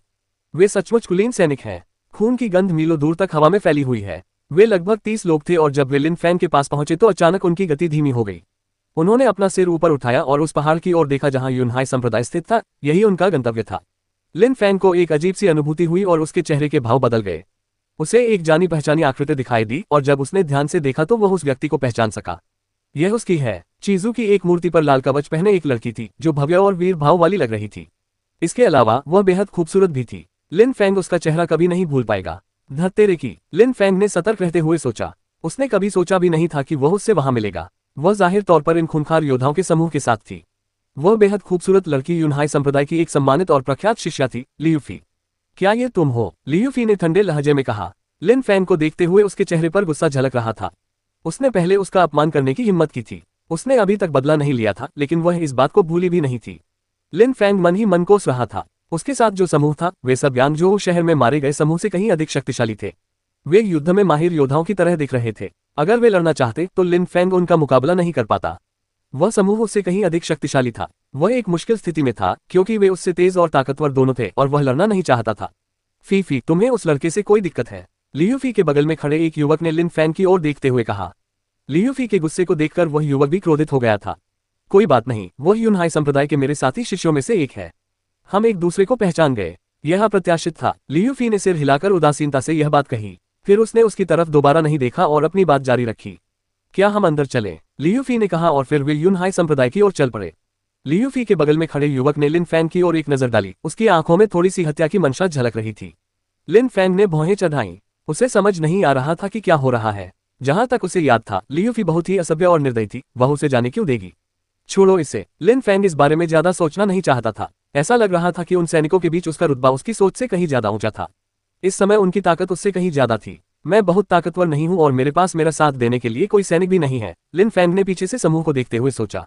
लिन फैंग ने ठान लिया था कि यूनहाई संप्रदाय में वापस जाकर वह अपना सर्वश्रेष्ठ प्रदर्शन करेगा और कुलीन शिष्यों में शामिल होगा। लिन फैंग अपने घोड़े पर सवार होकर पहाड़ की ओर चल पड़ा। वहां दो पहरेदार खड़े थे, उनके सिर जमीन की ओर झुके हुए थे और उसके गुजरते समय उन्होंने उसकी ओर देखा तक नहीं। ये वही पहरेदार थे जिनसे वह पहली बार मिला था। अब वे सबक सीख चुके थे और उनका व्यवहार बदल चुका था। पहले की तरह यूनहाई संप्रदाय का वातावरण स्वर्ग और पृथ्वी से प्राप्त शक्ति की अनुभूति से भरा हुआ था। यह बहुत प्रेरणादायक था और लिन फैंग को अपनी शक्ति बढ़ाने के लिए और भी अधिक प्रेरित कर रहा था। विशेष रूप से इसलिए क्योंकि हर साल एक विशिष्ट शिष्य बनने के लिए परीक्षा होती थी। सबसे शक्तिशाली साधारण शिष्य भी इसमें शामिल हो सकते थे और संभवतः विशिष्ट शिष्यों में प्रवेश कर सकते थे, जिसका अर्थ था कि वे वास्तव में यूनहाई संप्रदाय के शिष्य बन सकते थे। इसके अलावा यह भी कहा जाता था कि शीर्ष कुलीन शिष्य सीधे परीक्षा में बैठ सकते थे और यदि वे उत्तीर्ण हो जाते तो वे यूनहाई संप्रदाय के मुख्य शिष्यों में शामिल हो सकते थे, जो उन्हें संप्रदाय की शक्ति का आधार बनाता था। यूनहाई संप्रदाय का जू युए देश में जबरदस्त प्रभाव था। हालांकि वे सबसे शक्तिशाली संप्रदाय नहीं थे, फिर भी उन्हें हल्के में नहीं लिया जा सकता था। उनके प्रमुख शिष्य संप्रदाय का गौरव और सम्मान थे। यहाँ तक कि उनके क्षेत्र से बाहर के शहरों में भी यूनहाई संप्रदाय के प्रमुख शिष्यों का सम्मान किया जाता था और वे जहां भी जाते थे उन्हें संप्रदाय का पूरा समर्थन प्राप्त था। कुलों के भीतर भी यही स्थिति थी। उदाहरण के लिए लिन कुल में आदरणीय मुखिया या लिन बा दाओ भी संप्रदाय के प्रमुख शिष्यों का आदर करते थे। लिन कुल में वे लिन बा दाओ को कुल का मुखिया बनाना चाहते थे क्योंकि उन्हें उम्मीद थी कि लिन कियान हाओ युए संप्रदाय की प्रमुख शिष्या बन सकती है। इससे उन्हें बहुत सम्मान मिलेगा और देश में उनका रुतबा काफी बढ़ जाएगा। यदि लिन कियान प्रगति करती तो वे हाओ युए संप्रदाय में एक वरिष्ठ सदस्य भी बन सकती थी, जिससे लिन कुल का प्रभाव अत्यंत बढ़ जाता। दुर्भाग्यवश लिन फैंग, जिसके बारे में सभी को पूरा यकीन था कि वह भविष्य में एक असाधारण व्यक्तित्व बनेगा, अब लिन कबीले का सदस्य नहीं था और उन घटनाओं को लेकर अब भी खेद बना हुआ था। यूनहाई संप्रदाय में पहुंचते ही लिन फैंग ने सबसे पहले अपने शरीर से धूल मिट्टी धोई, क्योंकि उसने 10 दिन की यात्रा की थी। फिर उसने यूनहाई संप्रदाय के शिष्यों के साफ वस्त्र पहने। अब उसके लिए शिनचेन मंडप की ओर जाने का समय था। अब वह लिंगची स्तर तक पहुंच चुका था। उसे और भी उन्नत चपलता तकनीक और उच्च स्तरीय युद्ध कौशल की आवश्यकता थी। तभी वह युद्ध के दौरान अपनी पूरी शक्ति का प्रदर्शन कर पाएगा। रक्षक बेई, लिन फैंग ने उस बूढ़े व्यक्ति को देखा जिसके चेहरे पर वही भाव थे जो हमेशा शिनचेन मंडप के प्रवेश द्वार पर रहते थे। ऐसा लग रहा था मानो वह क्षितिज की ओर खाली निगाहों से घूर रहा हो। लेकिन लिन फैंग ये जानकर बेहद खुश हुआ कि वह बूढ़ा व्यक्ति संप्रदाय का रक्षक था और जरूरत पड़ने पर वह अत्यंत ऊर्जावान और शक्तिशाली हो जाता था। लिन फैंग जानता था कि शिनचेन मंडप के सामने बैठा बूढ़ा व्यक्ति सुस्त लग सकता है, लेकिन यह उसके व्यक्तित्व का केवल एक पहलू था। हालांकि अगर लिन फैंग ने इसे अपनी आंखों से न देखा होता तो उसे शायद ही विश्वास होता कि वह बूढ़ा व्यक्ति वास्तव में इतना शक्तिशाली हो सकता है। रक्षक बेई के चेहरे का भाव अचानक बदल गया। उन्होंने अपना सिर उठाया और चमकती आंखों से लिन फैंग को देखा। फिर उन्होंने एक बेहद दुर्लभ मुस्कान बिखेरी और कहा, ओह, तुम आखिरकार वापस आ ही गए। हाँ, मैं अभ्यास करने के लिए एक नई फुर्तीली तकनीक खोजने आया हूँ, लिन फैंग ने मुस्कुराते हुए और सिर हिलाते हुए कहा। पहली मंजिल पर जाओ, आराम से जाओ, रक्षक बेई ने उत्तर दिया। धन्यवाद रक्षक बेई, आपकी सहायता के लिए धन्यवाद और आपको परेशान करने के लिए क्षमा करें। लिन फैंग का लक्ष्य पहली मंजिल पर जाकर उन्नत कौशल प्राप्त करना था। यूनहाई संप्रदाय के नियमों के अनुसार केवल वे ही पहली मंजिल पर जा सकते थे जो लिंगची स्तर तक पहुंच चुके थे या जो कुलीन शिष्य थे। जो शिष्य लिंगची स्तर तक पहुंच चुके थे लेकिन अभी तक कुलीन शिष्यों की श्रेणी में शामिल नहीं हुए थे, उनके पास कौशल चुनने के लिए सीमित समय होता था, वे समय नहीं ले सकते थे। कुलीन शिष्य बने बिना उन्हें दूसरी मंजिल पर भी प्रवेश नहीं मिलता था। कमरे में प्रवेश करते ही एक तेल का दीपक जल उठता था और जब वह दीपक बुझ जाता था तो उन्हें बाहर निकलना पड़ता था। उस थोड़े समय में उन्हें अपने लिए उपयुक्त चपलता तकनीक और मार्शल कौशल खोजने होते थे। तेल के ये दीपक जितनी देर तक जलते रहते थे उतने समय में फुर्ती और युद्ध कौशल सीखने के लिए पर्याप्त समय नहीं होता था। शिनचेन पवेलियन में असंख्य युद्ध कौशल और फुर्ती तकनीकें थीं। सीमित समय में अपने लिए उपयुक्त तकनीक खोजना बहुत कठिन था क्योंकि इनकी संख्या बहुत अधिक थी। लेकिन नियम तो नियम होते हैं, कोई भी संप्रदाय के नियमों का उल्लंघन करने की हिम्मत नहीं करता था। यूनहाई संप्रदाय के कई शिष्य शिनचेन पवेलियन की इस मंजिल और दूसरी मंजिल पर मौजूद कौशल और फुर्ती तकनीकों का पूर्ण उपयोग करने के लिए कुलीन शिष्य बनना चाहते थे। इस तरह वे अपनी क्षमताओं में काफी सुधार कर सकते थे और अपनी युद्ध शैली के लिए सर्वोत्तम तकनीकें खोज सकते थे। मुझे धन्यवाद देने या परेशान करने के लिए माफी मांगने की कोई जरूरत नहीं है। बस दूसरी मंजिल पर मत जाए, आप भूतल और पहली मंजिल पर जितनी देर चाहे रह सकते हैं, बूढ़े व्यक्ति ने उदासीनता से कहा। लिन फैंग अचंभित, स्तब्ध और स्तब्ध रह गया, लेकिन तुरंत बाद उसके चेहरे पर एक बड़ी सी मुस्कान आ गई। लिन फैंग वाकई बहुत भाग्यशाली था कि उसे ऐसा रक्षक मिल गया था जो उसकी रक्षा कर रहा था। आपका बहुत बहुत धन्यवाद। धन्यवाद आदरणीय रक्षक। उस समय बूढ़े व्यक्ति से बात करते करते लिन फैंग को थोड़ी और सहजता महसूस हुई। फिर वह शिन चेन मंडप में दाखिल हुआ और तुरंत पहली मंजिल की ओर जाने वाली सीढ़ियों की तरफ बढ़ गया। छोटे साथी, मुझे बस इस बात की चिंता है कि तुम्हारी वर्तमान साधना का स्तर ऊपरी मंजिलों पर मौजूद कौशल और तकनीकों के बराबर नहीं होगा, वरना मैं तुम्हें तीसरी मंजिल पर ही भेज देता। रक्षक बेई ने लिन फैंग की आकृति को देखते हुए सोचा, फिर सिर हिलाकर मुस्कुराए। इसके बाद उन्होंने फुसफुसाते हुए कहा, झांगू की चट्टान, 8 ढोल, तुमने यूनहाई संप्रदाय का इतिहास बदल दिया है। तुम जब चाहो मेरे साधारण शिन चेन मंडप में प्रवेश कर सकते हो। रक्षक बेई की लिन फैंग के प्रति बहुत अच्छी राय थी, लेकिन यूनहाई संप्रदाय के अन्य शिष्य ऐसा नहीं सोचते थे। जब उन्होंने साधारण शिष्यों के वस्त्र पहने लिन फैंग को शिन चेन मंडप की पहली मंजिल पर जाते देखा तो कई लोग अचंभित रह गए। वो आदमी कौन है? वो पवेलियन के भूतल से आगे कैसे जा सकता है? मुझे नहीं पता, लेकिन वह स्पष्ट रूप से एक साधारण शिष्य है। और वह उन शिष्यों में से नहीं है जो लिंगची स्तर को भेदने के लिए जाने जाते हैं। बहुत से लोग ईर्ष्या और जलन महसूस कर रहे थे। उच्च स्तर की चपलता तकनीकें न केवल साधकों को अपनी गति में जबरदस्त वृद्धि करने और साधना में लाभ पहुंचाने में सक्षम बनाती थीं, बल्कि उनकी समग्र युद्ध शक्ति को भी काफी बढ़ा देती थीं। इससे वे अधिक कठिन चालों का प्रयोग कर सकते थे। युद्ध में यह उन्हें अपने प्रतिद्वंद्वी पर गति में स्पष्ट बढ़त दिला सकती थी। भला ऐसा कौन नहीं चाहेगा? सभी चपलता तकनीकें और मार्शल कौशल विभिन्न स्तरों में विभाजित थे: आकाश स्तर, पृथ्वी स्तर, जुबान स्तर, पीला स्तर। ये कौशल और चपलता तकनीकें शिन चेन मंडप में 4 स्तरों पर फैली हुई थीं। मंडप के भूतल पर पीले स्तर के कौशल और चपलता तकनीकें थीं, जबकि प्रथम तल पर जुबान स्तर के कौशल और चपलता तकनीकें थीं जो अत्यंत शक्तिशाली थीं। शिन चेन पवेलियन की पहली मंजिल भूतल की तुलना में कहीं अधिक शांत थी। पहली मंजिल पर बहुत कम लोग थे। वे सभी चुपचाप अपने लिए उपयुक्त अद्भुत कौशल और तकनीक की तलाश कर रहे थे। उस समय कई लोगों ने लिन फैंग को ऊपर जाते देखा और उसे तिरस्कार भरी नजरों से देखा। पहली मंजिल की तुलना में यहाँ मार्शल आर्ट और फुर्ती की तकनीकें कम है। लिन फैंग ने पहली मंजिल पर मौजूद सभी कौशलों को देखते हुए सोचा, चाहे कुछ भी हो, ये कौशल और फुर्ती की तकनीकें बेहद मूल्यवान थीं। जाहिर है इन्हें पाना बहुत मुश्किल था, इसीलिए पहली मंजिल पर इनकी संख्या भूतल की तुलना में कम थी। चलो कोई फुर्तीली तकनीक ढूंढते हैं, लिन फैंग ने सभी किताबों को देखते हुए सोचा और फिर तुरंत उन्हें पढ़ना और कौशल का विश्लेषण करना शुरू कर दिया। शुद्धता तकनीक, जुबान स्तर, शरीर को शुद्ध करने के लिए स्वर्ग और पृथ्वी की शक्ति की ऊर्जा को अवशोषित करती है, शरीर के कार्यों को नियंत्रित करती है और शरीर पर अधिक नियंत्रण प्रदान करती है। उच्चतम स्तर तक अभ्यास करने से आपका शरीर तेज, मजबूत और आसानी से नियंत्रित हो जाएगा। कृपया ध्यान दें कि यह कौशल किसी भी आत्मा के लिए उपयुक्त है। इसका अभ्यास बहुत जल्दी नहीं किया जा सकता क्योंकि मांसपेशियों और रक्त वाहिकाओं को पहले शरीर में होने वाले परिवर्तन के अनुकूल होना पड़ता है। बहुत जल्दी सुधार करने से विपरीत प्रभाव पड़ सकते हैं और शरीर थक सकता है और संभवतः क्षतिग्रस्त भी हो सकता है। यह उन तकनीकों में से एक थी। उस किताब पर एक छोटा सा नोट लिखा था जिससे युवा पीढ़ी के लोग इसे और अधिक विस्तार से समझ सकें। मुझे लगता है मैं यही तरीका अपनाऊंगा, लिन फैंग ने धीमी आवाज में कहा, मानो उसने किताब में हाथ से लिखी चेतावनी देखी ही न हो। लिन फैंग ने तुरंत वही तकनीक चुन ली। लिन फैंग ने दूसरी तकनीकों की तरफ देखा तक नहीं। उसे पता था कि वह क्या कर रहा है। उस प्यूरिटी एजिलिटी टेक्निक के बारे में सब कुछ बेकार लग रहा था, लेकिन लिन फैंग को वह बहुत बढ़िया लगी। चलो अब कुछ मार्शल आर्ट कौशल खोजते हैं, लिन फैंग ने कौशल अलमारियों की ओर बढ़ते हुए सोचा। मृत 1, भयंकर प्रलय, घातक पाला। लिन फैंग इन सभी कौशलों को देख रहा था, लेकिन उसे उनमें से कोई भी संतोषजनक नहीं लगा। विनाश के 8 प्रहार, जुबान स्तर, 8 अत्यंत शक्तिशाली प्रहार जो आकाश को भेदते हैं और जिनसे बचना लगभग असंभव है। इस कौशल ने लिन फैंग का ध्यान आकर्षित किया। मैं इसे भी ले लूंगा। लिन फैंग ने वह किताब ले ली लेकिन गया नहीं। उसे एक और मार्शल स्किल की जरूरत थी। उसने बहुत समय से कोई नई मार्शल स्किल नहीं सीखी थी, इसलिए उसे अपनी युद्ध शक्ति को जल्दी से बढ़ाना था। कुछ समय बाद लिन फैंग को एक अत्यंत शक्तिशाली और जुबान स्तर की तलवारबाजी की कला मिली, लेकिन इसे पूरी तरह समझने के लिए तलवार की आत्मा की आवश्यकता थी। साथ ही तलवार की शक्ति की पूर्ण समझ भी आवश्यक थी। यदि कोई इस संसार और इसमें निहित मौलिक शक्तियों को नहीं समझता तो इस कला को समझना असंभव था। इसे निर्वाण की तलवार कहा जाता था। कई शिष्यों ने इस कौशल से परहेज किया था क्योंकि इसे सीखने की शर्तें बेहद कठिन थीं। उन्हें न केवल तलवार की शक्ति को समझना होगा, बल्कि अपने आसपास की दुनिया और अन्य मौलिक शक्तियों को भी समझना होगा। उन्हें गहन समझ की आवश्यकता होगी। किस्मत अच्छी है, मुझे एक और मिल गई। लिन फैंग उत्साहित था। ऐसा लग रहा था मानो निर्वाण की तलवार खास उसके लिए ही बनाई गई हो।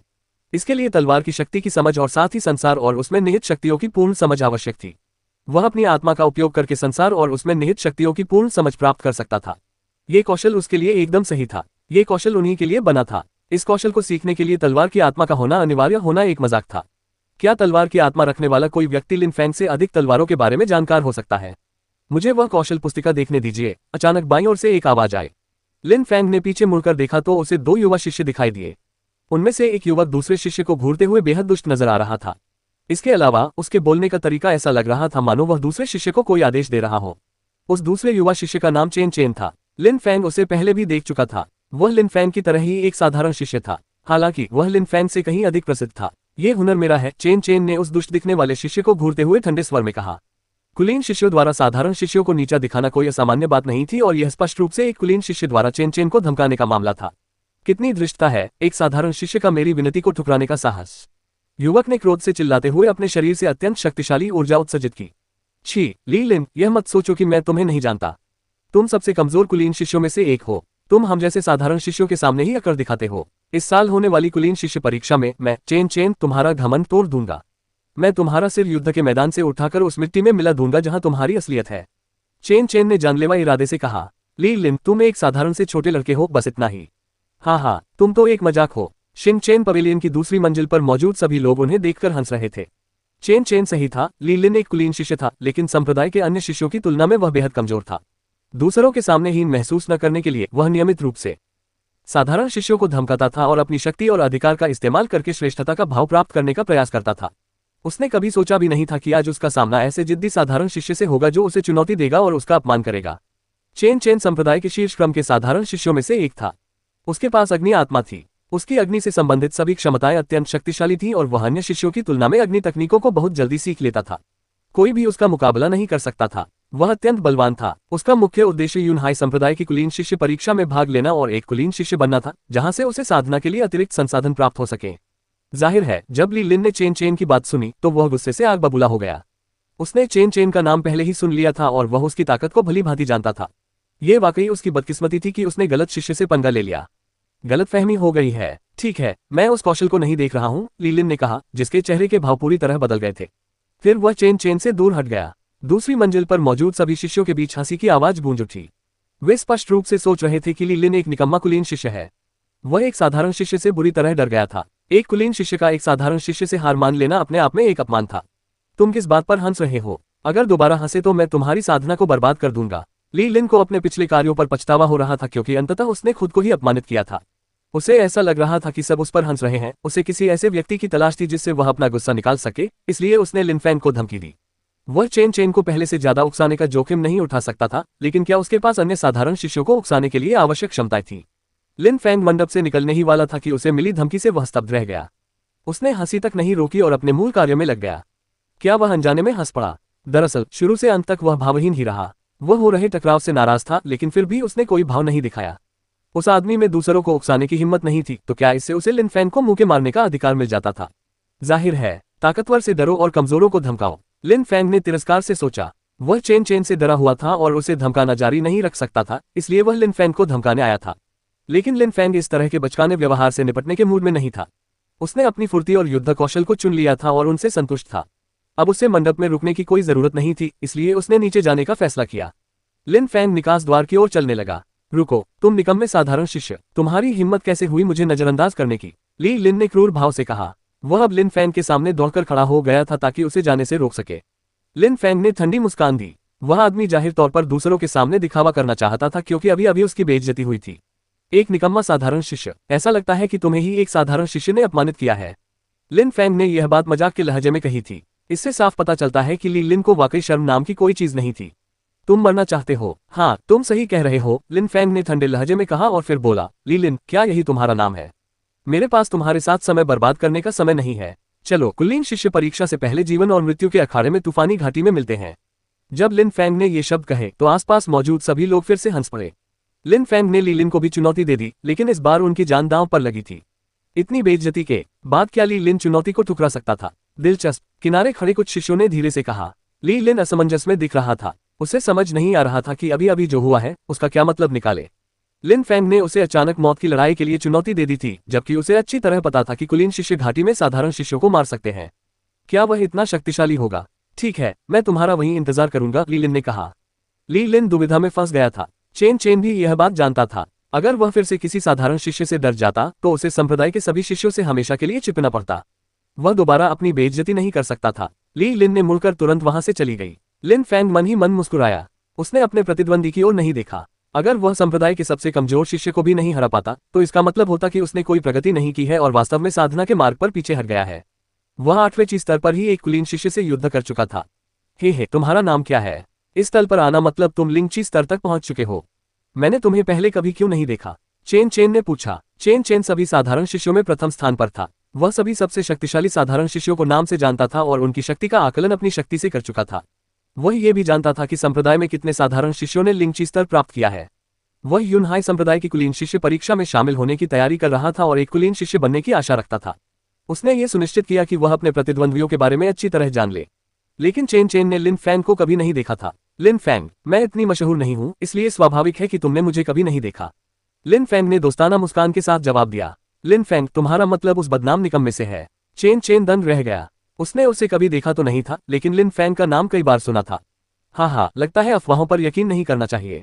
कचरे का एक टुकड़ा लिंची परत तक कैसे पहुंच सकता है? चेन चेन ने मुस्कुराते हुए और सिर हिलाते हुए कहा। फिर उसने आगे कहा, लेकिन भले ही हम दोनों साधारण शिष्य हैं, फिर भी तुम और मुझ में बहुत बड़ा अंतर है। असल में तुम और मुझ में बहुत बड़ा अंतर है, कोई तुलना ही नहीं। जल्द ही मैं एक कुलीन शिष्य बन जाऊंगा, हम दोनों में कोई समानता नहीं है। लिन फैंग थोड़ा हैरान हुआ। लिन फैंग चेन चेन का मतलब समझ गया। वह इस बात का जिक्र कर रहा था कि लिन फैंग ने ली लिन से कहा था कि उसे एक साधारण शिष्य ने अपमानित किया था। चेन चेन की नज़र में लिन फैंग के वाक्य का अर्थ था कि वे दोनों एक ही स्तर पर हैं। चेन चेन को लगा कि उनमें कोई समानता नहीं है। वह बेशक सबसे शक्तिशाली था और लिन फैंग उसके बराबर शक्तिशाली नहीं था। लगता है तुम बहुत आत्मविश्वासी हो, लिन फैंग ने बिना अपना आपा खोए और दोस्ताना मुस्कान के साथ जवाब दिया। जी हाँ, कम से कम जब मैं साधारण शिष्यों के बीच होता हूँ तो मैं उनमें सबसे श्रेष्ठ शिष्य होता हूँ। चेन चेन ने उत्तर दिया। ठीक है, मैं समझ गया। कहते हैं कि साधारण शिष्यों को पहली मंजिल पर तेल का दीपक चाहिए होता है और जब वह बुझ जाता है तो उन्हें वहां से चले जाना पड़ता है। तुम वाकई बहुत शक्तिशाली हो, लेकिन क्या तुम उस समय सीमा को पार करने की हिम्मत करोगे? लिन फैंग हंसते हुए बोला। तुम्हें मेरी चापलूसी करने की जरूरत नहीं है। सच तो यह है कि सभी साधारण शिष्यों को पहली मंजिल पर स्थित उस तेल के दीपक की आवश्यकता होती है। लेकिन मैं अपवाद हूँ। अपनी शक्ति के कारण मैं नियमों से बंधा नहीं हूँ। भला कौन ऐसा कहने की हिम्मत करेगा? चेन चेन ने व्यंग्य करते हुए कहा कि नियम केवल कमजोरों के लिए होते हैं। क्या सच में? लिन फैंग मुस्कुरा रहा था और काफी उत्सुक लग रहा था। दरअसल मैं भी पहली मंजिल पर जब तक चाहूं रह सकता हूं, लेकिन मैं संप्रदाय के नियमों का पालन करने की कोशिश करता हूं। तुम प्रथम श्रेणी के साधारण शिष्य हो, तुम इतने शक्तिशाली हो। मेरे लिए यहाँ जब तक चाहूं रहना कोई समस्या नहीं है, तो जाहिर है तुम्हारे लिए तो और भी आसान होगा, है ना? क्या तुम मजाक कर रहे हो? क्या तुम तेल के दीपक द्वारा निर्धारित समय से अधिक समय तक रुकने की योजना बना रहे हो? चेन चेन ने तिरस्कार से भरी ठंडी मुस्कान के साथ कहा। क्या तुम अपनी आंखों से नहीं देख सकते? लिन फैंग ने चेहरे पर एक अर्थपूर्ण मुस्कान लिए कहा। फिर उसने चेन चेन पर ध्यान देना बंद कर दिया। वह एक और कौशल को देखने लगा। उसका इरादा उसका अभ्यास करने का नहीं था, लेकिन देखना और सीखना एक समझदारी भरा काम था। वो आदमी जरूर पागल होगा, अभी भी जमीन पर पड़ा है। पहली मंजिल पर मौजूद सभी कुलीन शिष्य उत्सुकता से उसकी ओर देखने लगे। वे सब अपने सामने घटित हो रहे दृश्य पर ध्यान देने लगे। वे देखना चाहते थे कि वह कब तक वहीं पड़ा रहेगा। चेन चेन का राह उठा। लिन फैंग उससे पहले आ चुका था, इसलिए उसे कोई जल्दी नहीं थी। लिन फैंग का तेल का दीपक उससे पहले बुझ जाएगा और झूठ का पर्दाफाश हो जाएगा। आधा दीपक जलने का समय बीत चुका था। चेन चेन एक कौशल को देख रहा था। वह चिंतित था, उसके दीपक के जलने का समय बहुत कम बचा था।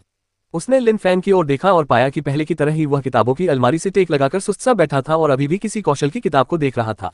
ऐसा लग रहा था मानो उसे समय का बिल्कुल भी एहसास न हो। उसने इस पर ध्यान भी नहीं दिया।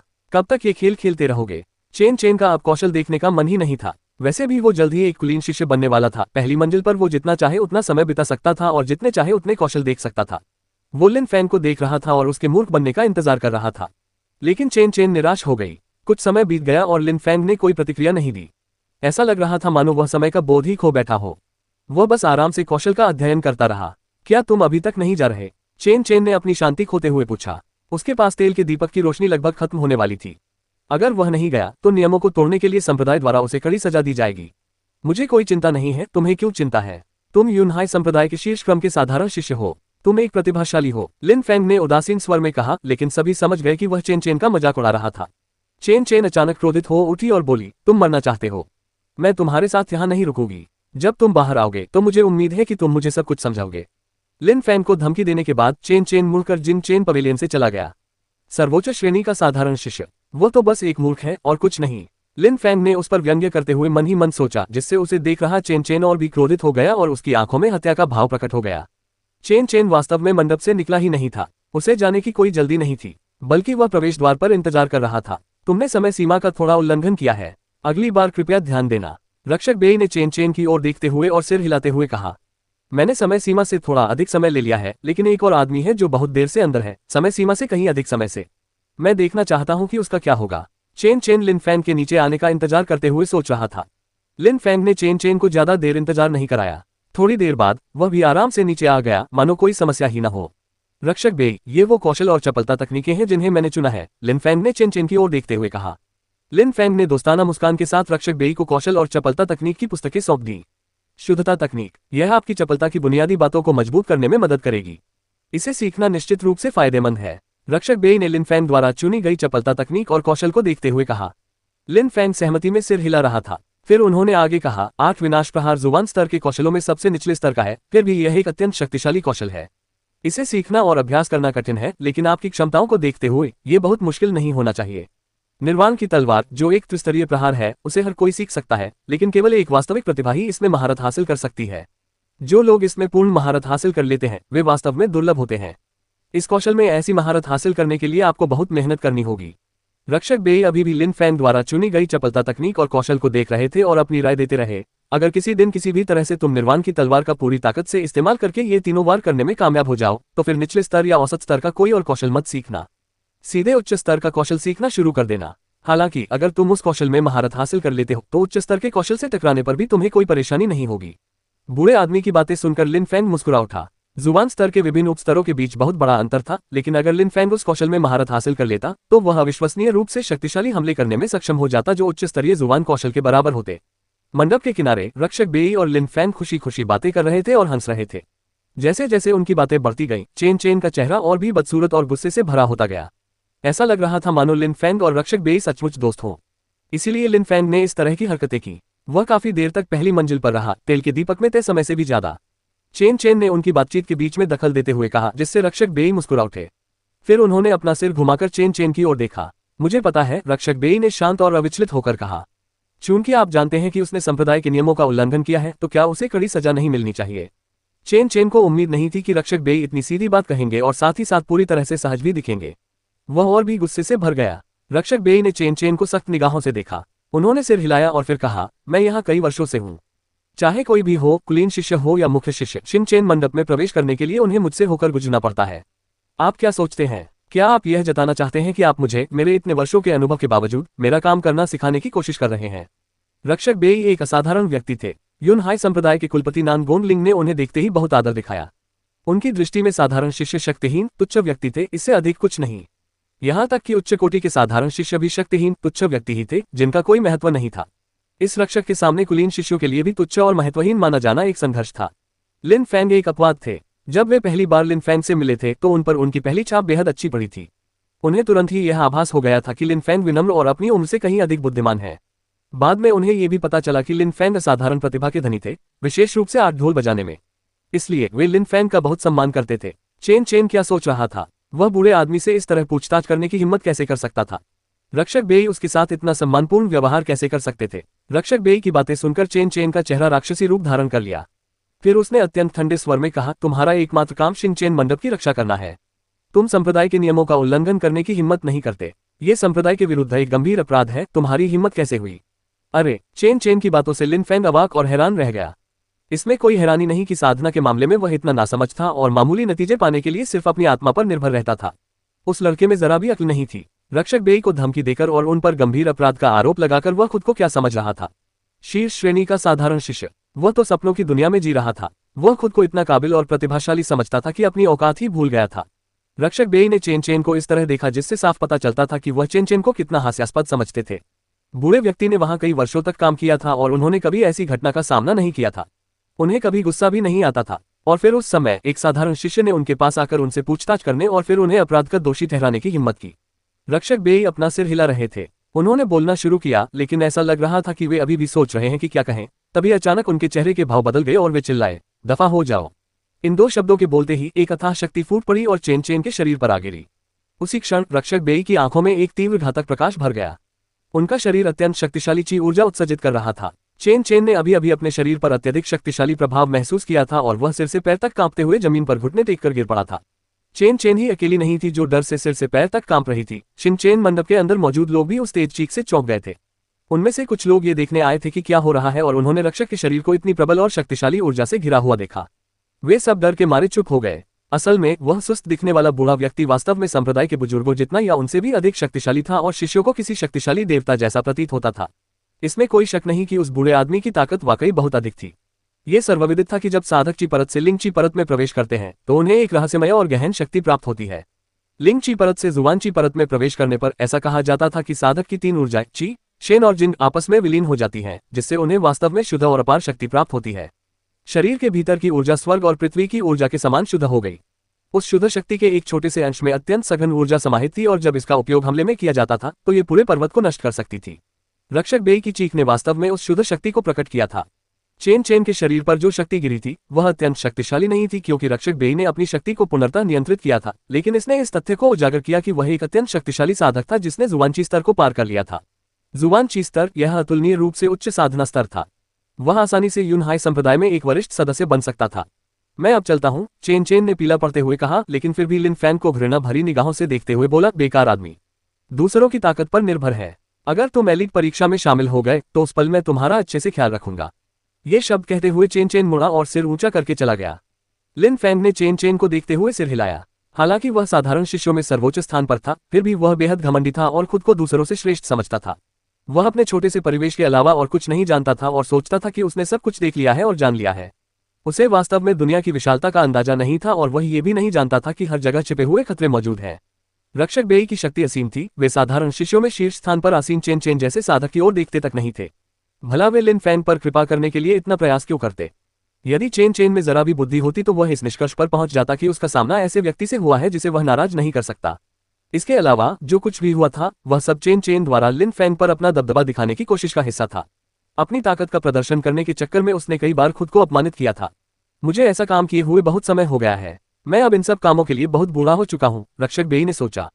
फिर उन्होंने कहा, जू यू, मेरे जाने के बाद तुम शिंग चेन पवेलियन की जिम्मेदारी संभालोगी। अपनी बात समाप्त करने के बाद उसका शरीर कांपने लगा और एक सारस के पंख दिखाई दिए। फिर वह हवा में बहुत ऊपर उड़ गया और गायब हो गया। भीड़ स्तब्ध रह गई। उन्होंने देखा था कि वह अचानक क्षितिज में गायब हो गया था। कितनी भयानक शक्ति! वह उड़ भी सकता था। ये बूढ़ा आदमी किस तरह की शक्ति छिपा रहा था? वह बूढ़ा व्यक्ति पलक झपकते ही 10 किलोमीटर से अधिक की दूरी तय कर सकता था। इसके लिए असाधारण शक्ति की आवश्यकता थी। भीड़ को ऐसा लग रहा था जैसे वे सपने में हो। शिंग चेन मंडप की रखवाली करने वाले सुस्त दिखने वाले बूढ़े व्यक्ति ने अचानक अपनी असली शक्ति का प्रदर्शन किया। उस क्षण उन्हें इस बात का पछतावा हुआ कि उन्होंने ध्यान क्यों नहीं दिया और उस बूढ़े व्यक्ति से सलाह क्यों नहीं ली। उन्होंने सबने उसकी अनदेखी की थी। उनकी आंखें तो थी लेकिन वे माउंट ताई को पहचान नहीं पाए थे। लिन फैंग भी अचंभित रह गया। उसका दिल आश्चर्य से धड़क रहा था। रक्षक बेई उससे लाखों गुना अधिक शक्तिशाली था। जितना उसने सोचा था उससे कहीं अधिक शक्तिशाली। एक अधेड़ उम्र का व्यक्ति शिंग चेन मंडप में दाखिल हुआ। रक्षक बेई ने जाने से पहले इसी व्यक्ति को बुलाया था, जू यू। उस समय यूनहाई संप्रदाय के सबसे ऊंचे पर्वत पर एक मंदिर के कमरे में एक विशाल ऊर्जा वातावरण में व्याप्त थी। उस कमरे में कई लोग जमा थे और ऐसा लग रहा था कि वे किसी बात पर बहस कर रहे हैं। फेई फेई, मैं इस पर बहुत ध्यान दूंगा। तुम्हें चिंता करने की जरूरत नहीं है, यूनहाई संप्रदाय के कुलपति नानगोन लिंग ने मुस्कुराते हुए कहा। वे अपने बगल में बैठी लियू फेई से बात कर रहे थे। लियू फी के पीछे एक ही तरह के वस्त्र पहने हुए असंख्य लोग थे। उन सभी ने शाही लाल कवच पहन रखा था। ये वही लोग थे जिन्हें लिन फैंग ने पहाड़ की तलहटी में देखा था। ये वही सैनिक थे जो चीजू के कवचधारी घोड़ों पर सवार थे। नानगोन लिंग का जवाब सुनकर लियू फी की खूबसूरत भौहें तन गईं। नानगोन लिंग ने खुशी से जवाब नहीं दिया था, बल्कि साफ दिख रहा था कि वह बिल्कुल भी खुश नहीं था।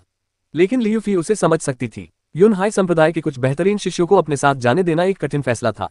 यूनहाई संप्रदाय के प्रत्येक शिष्य के बच्चे होंगे जो संप्रदाय के लिए एक उज्जवल भविष्य का प्रतिनिधित्व करेंगे। नानगोन लिंग उनमें से किसी को भी इतनी आसानी से कैसे छोड़ सकती थी?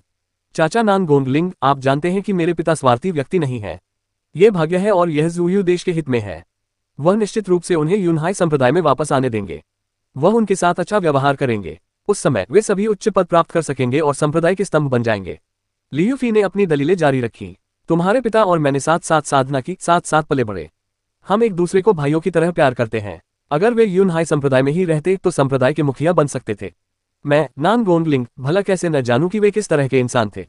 बात यह है कि अब यूनहाई संप्रदाय के मुखिया के रूप में मैं जो भी करता हूं, संप्रदाय के भले और बुरे को ध्यान में रखकर ही करता हूं। मैं स्वार्थवश खुद फैसले नहीं ले सकता। नानगोन लिंग ने उस समय और कुछ नहीं कहा। उन्हें वे सभी बातें याद आ गईं जो वे और लियू कांगलैन बिना परिणामों की परवाह किए साथ साथ किया करते थे। वे यूनहाई संप्रदाय के दो प्रतिभाशाली शिष्य थे, लेकिन आजकल संप्रदाय के मुखिया होने के नाते वे अब और लापरवाही नहीं बरत सकते थे। जब लियू फी ने नानगोन लिंग का भाषण सुना तो उसने एक गहरी आह भरी। दरअसल वह नानगोन लिंग की मुश्किल स्थिति को समझ सकती थी। फिर भी वह अपने पिता के बारे में चिंतित थी, जिन पर भी बहुत बड़ी जिम्मेदारियां थीं, और वह हर संभव तरीके से उनकी मदद करने की पूरी कोशिश कर रही थी। कुलपति नानगोन लिंग, जूयू का पवित्र प्रांगण बनवाना महाराज का आदेश है। क्या आप महाराज के आदेश का पालन करने से इनकार कर सकते हैं? लियू फेई के बगल में खड़े एक युवक ने नानगोन लिंग को घूरते हुए कहा। मैंने कब कहा कि मैं महाराज के आदेशों का उल्लंघन करना चाहता हूं? नानगोन लिंग ने युवक की ओर देखते हुए ठंडे लहजे में उत्तर दिया।